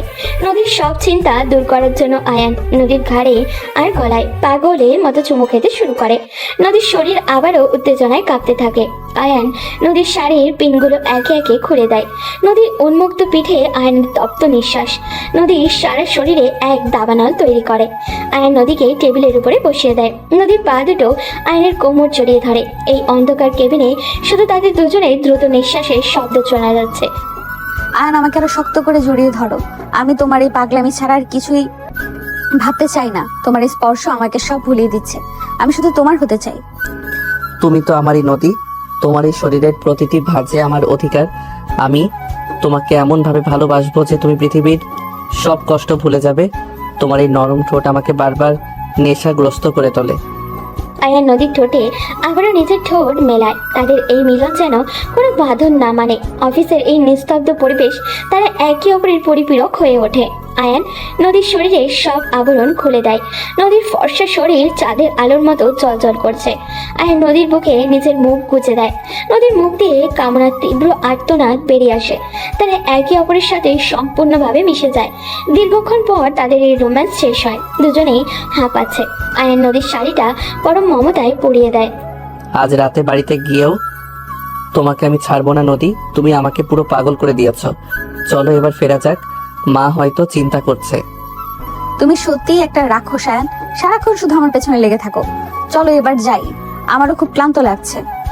আয়ান আর নদী অফিস থেকে বেরিয়ে গাড়িতে ওঠে। রতন গাড়ি চালিয়ে তাদের বাড়ির দিকে নিয়ে যায়। বাড়িতে পৌঁছানোর পর জামিলা মাসি তাদের খাবার দেয়। মৃত্যু আর আয়ানের মা তাদের জন্য অপেক্ষা করছিল। সবাই মিলে গল্প করতে করতে রাত অনেক হয়ে যায়। আয়ান আর নদী নিজেদের ঘরে ফিরে আসে। এই রাতটা তাদের জন্য আবারও এক নতুন রোমান্সের রাত হয়ে ওঠে। শত্রুরা যতই ষড়যন্ত্র করুক না কেন, আয়ান আর নদীর এই গভীর ভালোবাসা তাদের সব বিপদ থেকে রক্ষা করবে বলে তারা বিশ্বাস করে। আয়ান, তুমি কি আজ অফিসে যাবে না? দেখে রোদ অনেক উপরে উঠে গেছে, আর তুমি এখনো আমাকে এভাবে জড়িয়ে ধরে শুয়ে আছো। ছাড়ো, এবার আমাকে নাস্তা তৈরি করতে হবে। মা আর ঋতু হয়তো ভাবছে আমরা কতটা অলস। নদী, এই রাজকীয় সকালে তোমার এই মায়াবী চেহারার দিকে তাকিয়ে থাকলে আমার মনে হয় পৃথিবীটা থমকে যাক। অফিসের কাজ তো সারা জীবন থাকবে, কিন্তু তোমার এই উষ্ণতা আর ভালোবাসার মুহূর্তগুলো আমি হারাতে চাই না। তোমার শরীরের এই বন সুঘ্রাণ আমাকে মাতাল করে দিচ্ছে। কাল রাতের সেই স্মৃতিগুলো আমার মাথায় এখনো ঘুরপাক খাচ্ছে। তুমি কি জানো তুমি কতটা আবেদনময়ী? তুমি দিন দিন খুব অসভ্য হয়ে যাচ্ছ আয়ান। সারাক্ষণ শুধু রোম্যান্স আর ভালোবাসা নিয়ে পড়ে থাকো। অফিসের ওই জরুরি ফাইলগুলো আজ চেক করার কথা ছিল। রিয়া আর জায়ান কাল রাতে আমাকে ফোন করেছিল, ওরা নাকি আজ আমাদের সারপ্রাইজ দেবে। আমার মন বলছে ওরা ভালো কিছু করবে না। তোমার কি মনে হয়? রিয়া আর জায়ান যাই করুক না কেন, আমি সবকিছুর জন্য তৈরি আছি। তুমি শুধু আমার উপর ভরসা রাখো। এখন আমার দিকে তাকাও, তোমার ওই ভেজা ঠোঁট দুটো আমাকে ডাকছে। আমি চাই আজকের দিনটা একটা দীর্ঘ চুমু দিয়ে শুরু করতে। তুমি কি আমাকে সেই অনুমতি দেবে না নদী? আয়ন নদীকে নিজের বুকের উপরে টেনে নেয়। নদীর সিল্কের নাইটিটা আয়নের হাতের স্পর্শে আবদ্ধ হয়ে ওঠে। আয়ন নদীর ঠোঁটে নিজের ঠোঁট ডুবিয়ে দেয়। এক দীর্ঘ আর গভীর চুম্বনে নদীও নিজেকে সঁপে দেয় তার প্রিয়তম পুরুষের কাছে। তাদের এই প্রেম যেন কোনো সীমানা মানে না। কামনার এক তীব্র স্রোতে তাদের শরীরের ভেতর দিয়ে বয়ে যায়। বেশ কিছুক্ষণ পর আয়ন নদীকে ছেড়ে দেয়। নদী লজ্জা পেয়ে বাথরুমে দৌড়ে পালায়।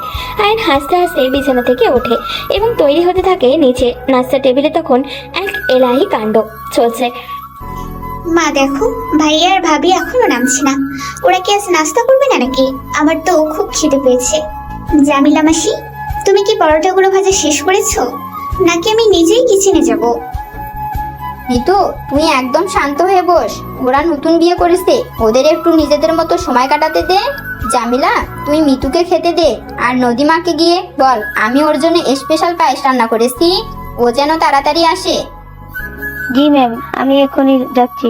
রতন, তুই কি গাড়ির চাবিটা নিয়ে রেডি আছিস? সাহেব তো আজ একটু তাড়াতাড়ি বের হতে চেয়েছিল। তোর কি গাড়ির দোয়া শেষ হয়েছে? হ্যাঁ মাসি, আমি গাড়ি একদম ঝকঝকে করে রেখেছি। সুলতান আর জব্বার গেটে দাঁড়িয়ে আছে। ওরা আজ খুব সতর্ক, কারণ ইন্সপেক্টর কবির সাহেব কাল রাতে ফোন করে কিছু সাবধান বাণী দিয়েছিলেন। আমাদের বাড়ির চারপাশটা আজ খুব শান্ত লাগছে, কেন জানি না। চৌধুরী সাহেব, আপনি কি শুনছেন? আরমান জেল থেকে লোক পাঠিয়েছে বলে কবির আমাদের সাবধান করেছে। আপনি কি অফিসের নিরাপত্তা বাড়িয়েছেন? আমার খুব ভয় লাগছে নদী আর আয়নকে নিয়ে। নীলিমা, তুমি চিন্তা করো না, আমি সব ব্যবস্থা করছি। সুলতান আর জব্বার এখন আমাদের বিশ্বস্ত লোক। ওরা জান দিয়ে দেবে নদীকে রক্ষা করার জন্য। আর আয়ন তো এখন নিজের এক বিশাল শক্তির অধিকারী। ওর সাথে লড়াই করতে গেলে শত্রুদের 10 বার ভাবতে হবে। চৌধুরী সাহেব কফির কাপে চুমুক দেন। ঠিক তখনই আয়ন আর নদী নিচে নেমে আসে। আয়নের পরনে নেভি ব্লু স্যুট আর নদী পড়েছে হালকা গোলাপি রঙের একটা শাড়ি। দুজনকে একসাথে দেখে নীলিমা বেগমের চোখ জুড়িয়ে যায়। তারা সবাই মিলে নাস্তা করতে বসে এবং অফিসের পরিকল্পনা নিয়ে আলোচনা শুরু করে। বাবা, আমি আজ অফিসে গিয়ে আরিফ সাহেবের সাথে সব ফাইল অডিট করব। আমার মনে হচ্ছে কোম্পানির ভেতরে কেউ একজন বড় ধরনের টাকা তছরূপ করছে। আর রিয়া ও জায়ানের গতিবিধি আমার কাছে খুব সন্দেহজনক মনে হচ্ছে। হ্যাঁ বাবা, কাল রাতে রিয়া আমাকে ফোন করে খুব অদ্ভুত সব কথা বলছিল। ও বলছিল আয়ান নাকি ওর অনেক দিনের পরিচিত আর ও আয়ানের অনেক গোপন কথা জানে। আমি ওর কথা বিশ্বাস করিনি, কিন্তু খুব আত্মবিশ্বাসের সাথে বলছিল। ভাবি, এই রিয়া আপুটা একদম ভালো না। ও সব সময় ভাইয়ের দিকে কেমন করে যেন তাকায়। আমার মনে হয় ও তোমাদের মাঝে ঝগড়া লাগানোর চেষ্টা করছে। তুমি কিন্তু ওর কথা কানে তুলবে না। মিতু, তুই ঠিকই বলেছিস। রিয়া একসময় আমার বাবার সাথে কাজ করার চেষ্টা করেছিল, কিন্তু বাবা ওকে প্রশ্রয় দেননি। সেই ক্ষোভ হয়তো ওর মনে আছে। চলো নদী, দেরি হয়ে যাচ্ছে। আজ আমাদের অনেক যুদ্ধ জিততে হবে। আয়ন আর নদী গাড়ি নিয়ে অফিসের দিকে রওনা দেয়। অফিসের গেটে পৌঁছাতেই কাসেম চাচা তাদের অভিবাদন জানায়। কাসেম চাচার মুখে এক চিন্তা হাসি, যেন আজ খুব আনন্দিত। আয়ান সাহেব আর নদী ম্যাম, আপনাদের দেখে বুকটা ভরে যায়। অফিসে আজ সবাই খুব ব্যস্ত। সুমি রিসেপশনে বসে কার সাথে যেন খুব ঝগড়া করছে। আপনারা ভিতরে যান, মনে হয় কোনো সমস্যা হয়েছে। আমি আপনাকে বলছি তো, ম্যাম এখন কেবিনে নেই। আপনি কেন বারবার ভেতরে যাওয়ার চেষ্টা করছেন? আপনি কে? আপনার পরিচয় কি? আমি সিকিউরিটি ডাকতে বাধ্য হব কিন্তু। আমি সোনিয়া, আর আয়ান আমার খুব কাছের মানুষ। তুমি সামান্য এক কর্মচারী হয়ে আমার পথ আটকানোর সাহস কোথা থেকে পাও? হ্যাঁ জানো, আমি চাইলে এই মুহূর্তে তোমার সাথে খেয়ে নিতে পারি। সোনিয়া, তুমি এখানে কি করছো? আর সুমির সাথে এভাবে কথা বলার সাহস তোমাকে কে দিয়েছে? সুমি ওর দায়িত্ব পালন করছে।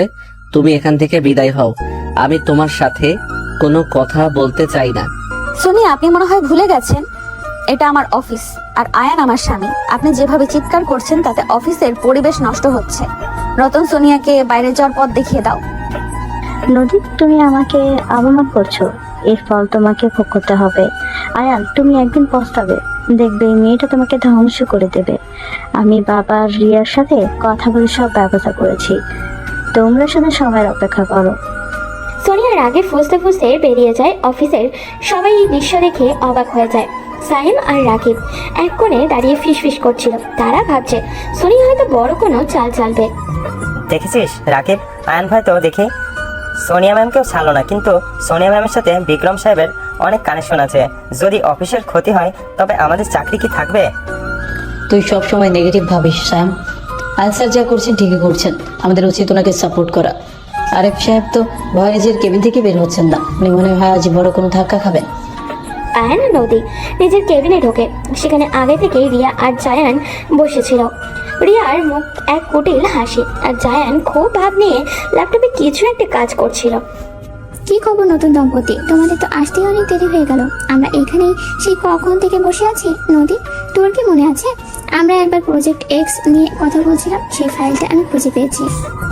আয়ন সাহেব, এই ফাইলটা দেখুন, এখানে আপনার বাবা শুয়ে আছে আর কিছু লেনদেন দেখাচ্ছে যা অনেক অবৈধ কাজের সাথে যুক্ত। আমরা যদি এটা ওপেন করি তবে আপনার বাবার সমান ধুলোয় মিশে যাবে আর আপনার কোম্পানি দেউলিয়া হয়ে যাবে। রিয়া আর জায়ান, তোমরা কি ভেবেছো এই পুরনো ম্যানিপুলেটেড ফাইল দেখিয়ে আমাকে ভয় দেখাবে?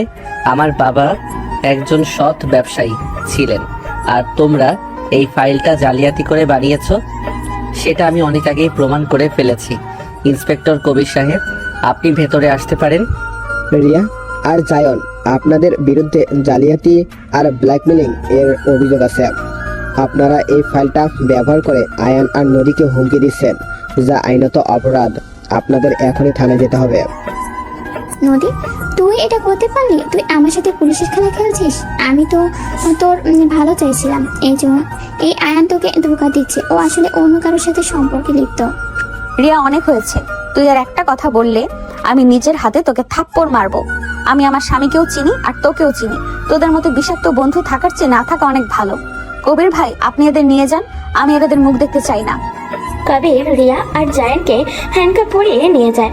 আরিফ সাহেব ও এইসব দেখে কাঁপতে কাঁপতে কেবিনে ঢোকেন এবং আয়নের পায়ে লুটিয়ে পড়েন। তিনি নিজের সব দোষ স্বীকার করতে থাকেন। আয়ান স্যার, আমাকে ক্ষমা করে দিন। আমি বিক্রম সাহেবের চাপে পড়ে কোম্পানির টাকা সরিয়েছিলাম। আমি সব টাকা ফেরত দিয়ে দেব। দয়া করে আমাকে জেলে পাঠাবেন না, আমার পরিবার পথে বসে যাবে। আরিফ সাহেব, আপনি অনেক বড় অন্যায় করেছেন, কিন্তু আপনি নিজেই স্বীকার করেছেন, তাই আমি আপনাকে পুলিশের হাতে দিচ্ছি না। তবে আপনি আজই এই অফিস থেকে চলে যাবেন আর কোনোদিন আমাদের সামনে আসবেন না, এটাই আপনার শাস্তি। আয়ন, তুমি কি সবাইকে ক্ষমা করে দেবে নাকি? দেখো, বিক্রম সাহেব কিন্তু বাইরে আমাদের জন্য ফাঁদ পেতে রয়েছে। সোনিয়া আর আরমান মিলে বড় কিছু করার পরিকল্পনা করছে। আমাদের এখন অনেক সতর্ক থাকতে হবে। নদী, তুমি চিন্তা করো না, বিক্রম সাহেব আর সোনিয়া এখন কবিরের জালে ধরা পড়বে, কারণ রিয়া আর জায়ান সব স্বীকার করবে। এখন তুমি একটু শান্ত হও, আমাদের অনেক কাজ বাকি। দুপুরে আমি তোমাকে একটা সারপ্রাইজ দেব, তুমি কি আমার সাথে বাইরে যাবে? নদী আয়নের কথা শুনে কিছুটা স্বস্তি পায়। দুপুরে তারা একটা সুন্দর রেস্টুরেন্টে যায়। সেখানে তারা দুজন মিলে কিছুটা রোমান্টিক সময় কাটায়। আয়ান নদীর হাত ধরে এক গভীর অঙ্গীকার করে। নদী, আমি তোমাকে কথা দিচ্ছি, কোনোদিন তোমার চোখে জল আসতে দেব না। আমাদের এই ভালোবাসা চিরকাল এমনই থাকবে। তুমি শুধু আমার পাশে থেকো। তোমার এই মায়াবী হাসি আমাকে বেঁচে থাকার শক্তি দেয়। আমি তোমাকে ভালোবাসি আয়ান। তোমার এই সাহসিকতা আর সততা আমাকে মুগ্ধ করে। আমি চাই আমাদের এই ছোট্ট সংসারটা একদিন অনেক বড় হবে আর আমরা পৃথিবীর সব সুখ খুঁজে পাবো। লাঞ্চ শেষ করে তারা যখন ফিরছিল তখন হঠাৎই তাদের গাড়ির সামনে কয়েকটা মোটরসাইকেল এসে পথ আটকায়। আরমানের পাঠানো গুন্ডারা তাদের ঘিরে ফেলে। রতন গাড়ি থেকে নেমে লড়াই করার চেষ্টা করে, কিন্তু তারা অনেকজন ছিল। আয়ান নদীকে গাড়ির ভেতরে থাকতে বলে, নিচে বাইরে বেরিয়ে আসে। তোমরা যারা এসেছো তারা কি জানো না তোমরা কার সাথে লড়তে এসেছো? আরমান তোমাদের পাঠিয়েছে। তাই তো যাও, ওকে গিয়ে বলো আয়ানকে মারা এত সহজ নয়। তোরা যদি বাঁচতে চাস তবে এখনই পালা। অনেক লেকচার দিয়েছিস পিয়ন সাহেব, আজ তোকে আর তোর বউকে শেষ করে তবেই আমরা যাব। ধর ওকে, মার শালাকে। শুরু হয় এক তুমুল মারপিট। আয়ান একা হাতে সব গুন্ডাদের ঘায়েল করতে থাকে। নদীর চিৎকারে আকাশ বাতাস ভারী হয়ে ওঠে, কিন্তু আয়ান একাই বীরের মতো লড়ছে। সুলতান আর জাবারও ঠিক সময়ে সেখানে এসে পৌঁছায় এবং গুন্ডাদের ধোলাই করতে শুরু করে। কিছুক্ষণ পর পুলিশ নিয়ে কবিরও হাজির হয় এবং সব গুন্ডাদের গ্রেপ্তার করে। আয়ান, তোমার খুব লেগেছে, রক্ত পড়ছে হাত দিয়ে। আমি বলেছিলাম না তুমি বাইরে এসো না? তুমি কেন নিজের জীবন এইভাবে ঝুঁকিতে ফেললে বলো তো? আমি তোমাকে ছাড়া কি নিয়ে বাঁচবো? এই সামান্য আঘাত কিছুই না নদী, তুমি সাথে আছো তো আমার কিছুই হবে না। চলো বাড়িতে যাই, মা চিন্তা করছে। আর আজ রাতে আমি তোমাকে স্পেশাল কিছু গিফট দেব আমাদের এই জয়ের আনন্দে। বাড়িতে পৌঁছানোর পর মৃদু আর আয়নের মা তাদের দেখে কান্নায় ভেঙে পড়েন, কিন্তু আয়ন সবাইকে সান্ত্বনা দেয়। রাতে আয়ন নদীকে তাদের সাজানো বেডরুমে নিয়ে যায়, যেখানে হাজারো মোমবাতি জ্বলছে আর সুগন্ধি ফুলের গন্ধে ঘরটা মম করছে। আয়ান, এসব তুমি কখন করলে? ঘরটা তো একদম স্বর্গের মতো লাগছে। তুমি এত পাগলামি কেন করো বলো তো? আমার তো লজ্জা লাগছে। মিতু আর মা যদি দেখে ফেলে তবে কি হবে? কেউ দেখবে না নদী, এই রাতটা শুধু আমাদের। মিতু আর মা ঘুমিয়ে পড়েছে। আমি চাই আজ তোমাকে নতুন করে আপন করে নিতে। তোমার এই ভেজা ঠোঁট আর কাজল কালো চোখ আমাকে বারবার ডাকছে। আমি আজ কোনো মানা শুনবো না। আয়ান নদীকে করিডোরে বিছানায় শুইয়ে দেয়। নদীর শাড়ির বাজে আয়নের হাত বিচরণ করতে শুরু করে। নদীর শরীরে শিহরণে কেঁপে ওঠে। আয়ান নদীর প্রতিটি অঙ্গে ভালোবাসার চিহ্ন আঁকতে থাকে। নদীর দীর্ঘশ্বাসের কামনার গোঙানি সারা ঘরে ছড়িয়ে পড়ে। তারা একে অপরের মাঝে হারিয়ে যায়। পৃথিবীর সব শত্রুতা আর ষড়যন্ত্র তাদের এই ভালোবাসার কাছে হার মেনে নেয়। আমি তোমার এই প্রেমের সাগরে ডুবে যেতে চাই। আমাকে ছেড়ে কোনোদিন যেও না। আমি তোমাকে অনেক ভালোবাসি। তোমার এই আদর আমাকে পাগল করে দিচ্ছে। আমি শুধু তোমার নদী, তোমার প্রতিটি নিঃশ্বাসে আমার নাম লেখা থাকবে। আমরা এভাবেই সারা জীবন একে অপরের ছায়া হয়ে থাকব। আমাদের এই রাজকীয় মিলনই হবে সব ষড়যন্ত্রের শেষ জবাব। সারা রাত ধরে চলে তাদের প্রেমের এক দীর্ঘ আর রোমাঞ্চকর উপাখ্যান, যেখানে শুধু ভালোবাসা আর আবেগের জয় হয়। ভোরের আলো ফোটার আগে তারা একে অপরের বাহু ধরে শান্তিতে ঘুমিয়ে পড়ে। অফিসের কর্মচারী থেকে শুরু করে বাড়ির সবাই এখন জানে আয়ান আর নদী এক অবিচ্ছেদ শক্তি, যারা সব বাধা জয় করতে জানে।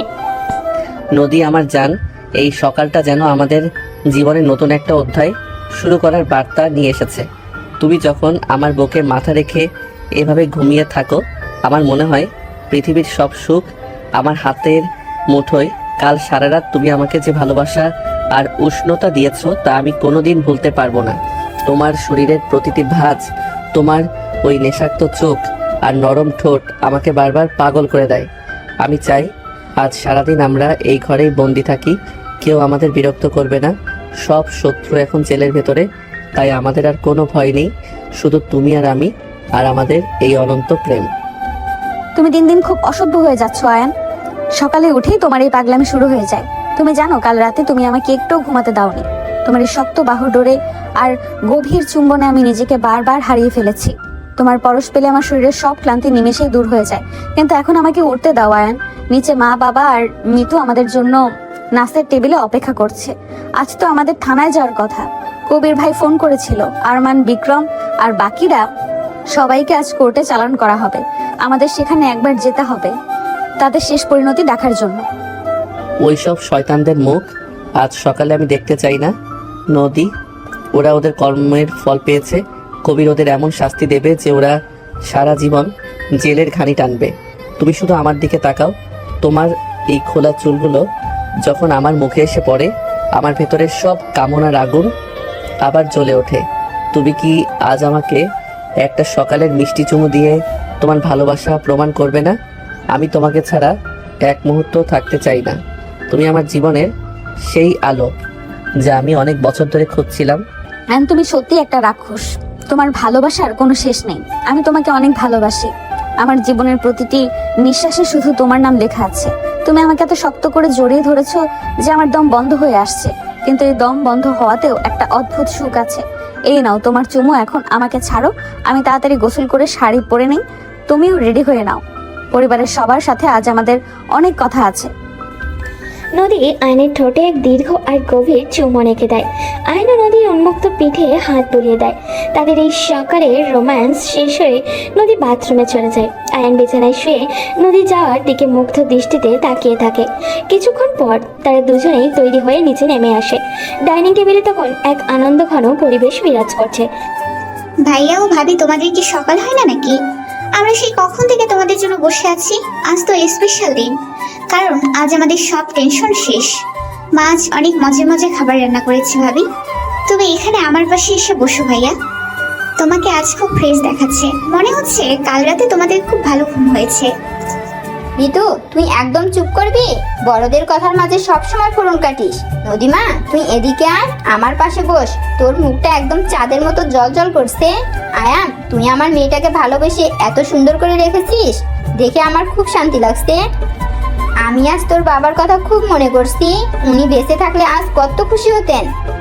বেআইন সাহেব, আপনি মন খারাপ করবেন না। শমশের আলী সাহেবের আত্মা আজ নিশ্চয়ই অনেক শান্তি পাচ্ছে, কারণ তার ছেলে আজ নিজের সব মান সম্মান আর সম্পত্তি ফিরে পেয়েছে। আয়ন বাবা, তুমি আজ যা করেছো তা এক কথায় অবিশ্বাস্য। তুমি শুধু আমার মেয়েকে ভালোবাসোনি, তুমি আমাদের পুরো পরিবারকে রক্ষা করেছো। আমি আজ বুক ফুলিয়ে বলতে পারি, আয়ান তুমি আমার ছেলে। চৌধুরী সাহেব, আপনি একদম ঠিক বলেছেন। আইন আমাদের জন্য ঈশ্বরের আশীর্বাদ হয়ে এসেছে। নদী, তুই খুব ভাগ্যবতী যে তুই আইনের মতো একজন জীবন সঙ্গী পেয়েছিস। জামিলা, তুই সবাইকে খাবার বেড়ে দে। আজ আমাদের সবাই একসাথে মিলে আনন্দ করার দিন। রতন, সুলতান আর জব্বার, তোরাও এসে আমাদের সাথে খেয়ে নে। আজ আর কোনো ডিউটি নেই। ম্যাম, আপনাদের এই হাসিটুকু সংসার দেখে আমার চোখ জল চলে আসছে। আমি তো নদী ম্যামকে ছোটবেলা থেকে কোলে পিঠে মানুষ করেছি। আজ ও এত সুখী দেখে আমার সব কষ্ট দূর হয়ে গেছে। রতন, তোরা তাড়াতাড়ি আয়, সাহেবের সাথে একসাথে বসে খাবার খাবি। এমন দিন আর কবে পাবি? আসছি মাসি, আমরা সবাই আসছি। আয়ান সাহেব আমাদের যে সম্মান দিয়েছেন তা আমরা জীবনেও ভুলব না। সুলতান আর জব্বারও কাল সারা রাত জেগে পাহারা দিয়েছে। আজ আমরা নিশ্চিন্তে একবেলা পেট পুড়ে খাবো। আয়ান সাহেব আর নদী ম্যাম, আপনাদের জুটিকে আল্লাহ সবসময় সুখে রাখুক। আয়ন ভাই, আপনি কাল যেভাবে গুন্ডাদের সাথে একা লড়েছেন, আমরা তো দেখেই অবাক। আপনি শুধু আমাদের বস নন, আপনি আমাদের হিরো।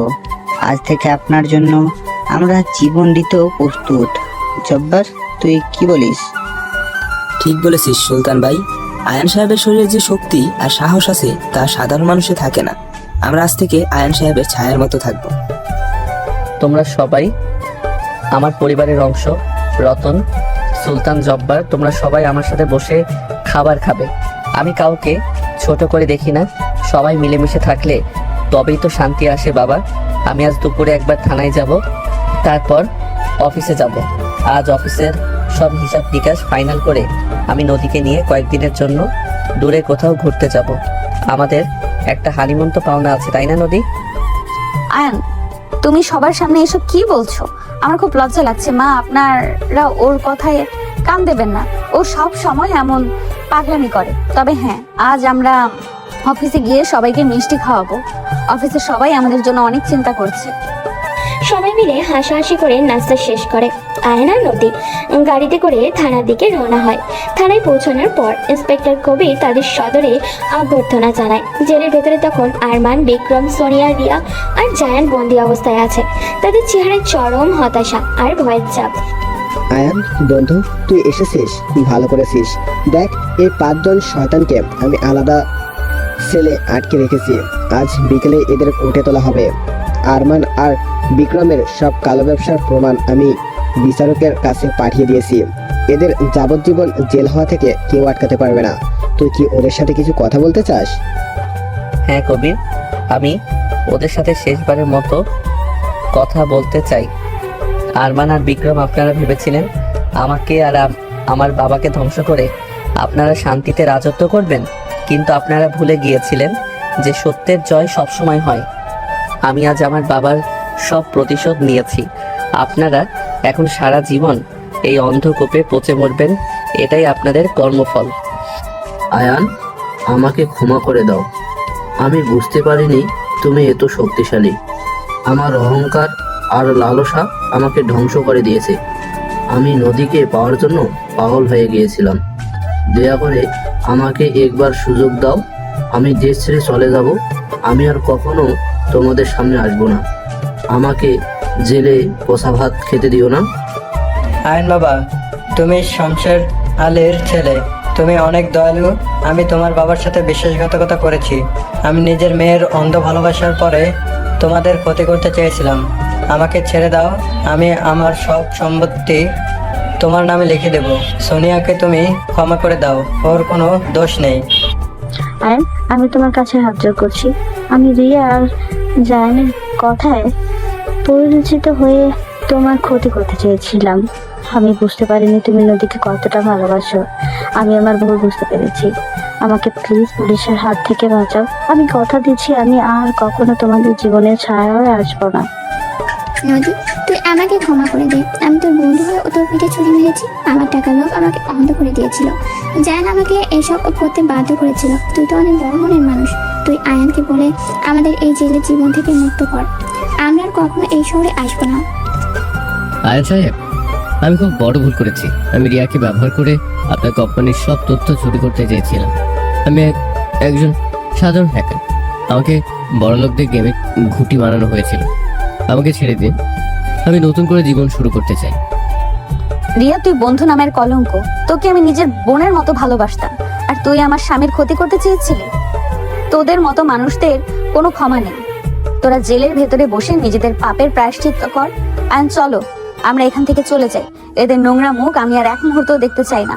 কবির ভাই, এদের যেন কঠিন থেকে কঠিনতম শাস্তি হয়, আপনি দেখবেন। নদী ঠিক বলেছে কবির। তুই এদের আইন অনুযায়ী সর্বোচ্চ শাস্তির ব্যবস্থা করবি। এদের চোখের জলে আমার কোনো মায়া নেই। চলো নদী, আমাদের অফিসে যেতে হবে। সবাই আমাদের জন্য অপেক্ষা করছে। আয়ন আর নদী থানা থেকে বেরিয়ে অফিসের দিকে যায়। অফিসে তখন সাজু সাজু রব। কাসেম চাচা তখন গেটে ফুল নিয়ে দাঁড়িয়ে আছেন। সুমি, সাইম, রাকিব, অফিসের সব কর্মচারী আজ খুব খুশি। আয়ন আর নদী অফিসে ঢুকতেই সবাই একসাথে হাততালি দিয়ে তাদের বরণ করে নেয়। আয়ান বাবা আর নদী ম্যাম, আপনাদের একসাথে দেখে আমার অফিসের সবার মন আনন্দে ভরে উঠছে। আপনি আমাদের পিয়ন থেকে আজ কোম্পানির মালিক হয়েছেন। এটা আমাদের জন্য অনেক গর্বের বিষয়। আপনি প্রমাণ করেছেন মানুষ তার কর্ম দিয়ে বড় হয়, জন্ম দিয়ে নয়। আমরা আপনার অধীনে কাজ করতে পেরে ধন্য। আয়ান ভাই, আপনি আর ম্যাম আমাদের অফিসের রাজা আর রানী। আমি আজ নিজের হাতে আপনাদের জন্য কেক বানিয়ে এনেছি। সায়েম আর রাকিবও আপনাদের কাছে কিছু বলতে চায়। ওরা নিজেদের ভুলের জন্য খুব অনুতপ্ত। আয়ন স্যার, আমরা অনেক বড় অন্যায় করেছি।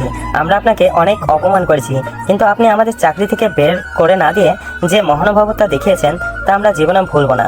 আমরা আজ থেকে আপনার সব নির্দেশ অক্ষরে অক্ষরে পালন করব। আপনি শুধু আমাদের আশীর্বাদ করবেন। হ্যাঁ স্যার, স্যাম ঠিক বলেছে। আমরা আপনারা নদী ম্যামের ভালোবাসার গভীরতা বুঝতে পারিনি। আজ আমরা জানি আপনারা একে অপরের জন্য তৈরি হয়েছেন। আরিফ সাহেব আজ সকালে এসে সবার সামনে কেঁদে কেঁদে ইস্তফা দিয়ে গেছেন। উনি বলেছেন আপনার কাছে তিনি সারা জীবন ঋণী থাকবেন। সায়েম, রাকিব, সুমি, কাশেম চাচা আর অফিসের সব বন্ধুরা, তোমরা সবাই আজ থেকে আমার পরিবারের মতো অতীত নিয়ে আমি আর ভাবতে চাই না। আমি চাই এই কোম্পানিটা দেশের 1 নম্বর কোম্পানিতে পরিণত হোক, আর তার জন্য তোমাদের সবার সহযোগিতা আমার দরকার। নদী এই কোম্পানির এমডি হিসেবে যেমন কঠোর ছিল, আমি চাই সেই নিয়ম শৃঙ্খলার সাথেই আমরা সবাই কাজ করি। আজ সবার জন্য আমার পক্ষ থেকে পার্টি দেওয়া হবে। আয়ান, তুমি এত সুন্দর করে কথা বলো যে আমার বারবার তোমার প্রেমে পড়তে ইচ্ছে করে। অফিসের সবাই আয়ানের কথা মতো কাজ করবে। আমি আজ খুব খুশি যে আমার জীবন সঙ্গী এতটা উদার আর দায়িত্ববান। চলো আয়ান, এবার আমাদের কেবিনে যাই। আমার একটু বিশ্রাম দরকার। অফিসের সবাই আনন্দে মেতে ওঠে। আয়ন আর নদী তাদের কেবিনে ঢোকে। কেবিনের দরজা বন্ধ হতেই আয়ন নদীকে কোলে তুলে নেয়। নদীর শাড়ির আঁচল মেঝেতে লুটোপুটি খায়। আয়ন নদীকে সোফায় বসে তার ঘাড়ে মুখ গুজে দেয়। নদীর শরীর আবারও নতুন করে শিহরিত হয়ে ওঠে। নদী, আমার রানী, আজ আমাদের সব লড়াই শেষ। আজ থেকে শুধু আমাদের প্রেমের রাজত্ব চলবে। তোমার এই সুগন্ধ আমাকে মাতাল করে দিচ্ছে। আমি চাই এখনই তোমার সব আবরণ খুলে তোমাকে নিজের করে নিতে। এই কেবিনে আমার প্রথম চুমুর স্মৃতি জড়িয়ে আছে। আমি আজ আবার তোমাকে সেই পুরনো দিনের মতো ভালোবাসতে চাই। আয়ান, তুমি আমাকে পাগল করে দেবে। তোমার হাতের স্পর্শে আমার শরীরের প্রতিটি লোম খুব জেগে ওঠে। আমাকে আরো শক্ত করে জড়িয়ে ধরো আয়ান। আমাকে এমন ভালোবাসা দাও যে আমি কোনো দিন ভুলতে পারবো না। তোমার ঠোঁট দুটো আমাকে বারবার নেশাগ্রস্ত করে। তুমি শুধু আমার আয়ান, শুধুই আমার। আয়ান নদীর ঠোঁটে এক তীব্র আর আদিম চুম্বন করে নদীর শরীরের উত্তেজনায় কাঁপতে থাকে। আয়ান নদীর শাড়িটা পরম মমতায় শরীর থেকে সরিয়ে দেয়। নদীর ফর্সা আর কোমল শরীর আয়নের চোখের সামনে উন্মুক্ত হয়ে যায়। আয়ন নদীর বুক আর পেটে পাগলের মতো চুমু খেতে শুরু করে। নদীর মুখ থেকে কামনার গোঙানি বেরিয়ে আসে। তারা দুজন অফিসের সোফাতেই একে অপরের সাথে একাত্ম হয়ে দীর্ঘক্ষণ পর তারা তাদের এই রোম্যান্স শেষ হলে তারা একে অপরকে জড়িয়ে ধরে। শান্ত হয়ে রাত ঘনিয়ে এলে তারা নিজেদের বাড়িতে ফেরে। আজ রাতটা তাদের জীবনের সবচেয়ে সুন্দর রাত। আয়ান আর নদীর বেডরুমে আজ লাল গোলাপ আর মোমবাতির আলোয় সাজানো হয়েছে। নদী, আজ আমাদের নতুন জীবনের প্রথম রাত। সব বাধা পেরিয়ে আজ আমরা সম্পূর্ণভাবে স্বাধীন। তুমি আমার বুকে আসো। আমি তোমাকে আজ সারা রাত ধরে ভালোবাসবো। তোমার এই মায়াবী রূপ আমাকে সারা জীবনের জন্য তোমার দাসে পরিণত করেছে। আমি তোমাকে ছাড়া আর কিছুই চাই না। আয়ান আমার রাজা। আমি তোমার সব ভালোবাসা গ্রহণ করার জন্য প্রস্তুত। আমাকে তোমার বাহু ডোরে নাও। তোমার শরীরের উষ্ণতায় আমাকে পুড়িয়ে ছাই করে দাও। আমি তোমার ভালোবাসায় বিলীন হয়ে যেতে চাই। আমাদের এই প্রেম যেন যুগ যুগ ধরে অমর হয়ে থাকে। আয়ান নদীকে বিছানায় শুয়ে দেয় এবং তার উপরে পরম আদরে শরীর এলিয়ে দেয়। মোমবাতির আলোয় তাদের দুটি শরীরে মিলেমিশে এক হয়ে যায় সারা রাত ধরে। চলে তাদের প্রেমের এক দীর্ঘ উপাখ্যান, যেখানে শুধু তীব্র আকাঙ্ক্ষা, তৃপ্তি আর গভীর ভালোবাসা মিশে থাকে। ভোরের আলো ফোটার সাথে সাথে তারা নতুন এক ভবিষ্যতের স্বপ্ন নিয়ে একে অপরের বুকে মাথা রেখে ঘুমিয়ে পড়ে। আর এভাবেই এক গরিব ছেলে আর অহংকারী ম্যামের অসম প্রেমের গল্প এক রূপকথার মতো মধুর সমাপ্তি পায়।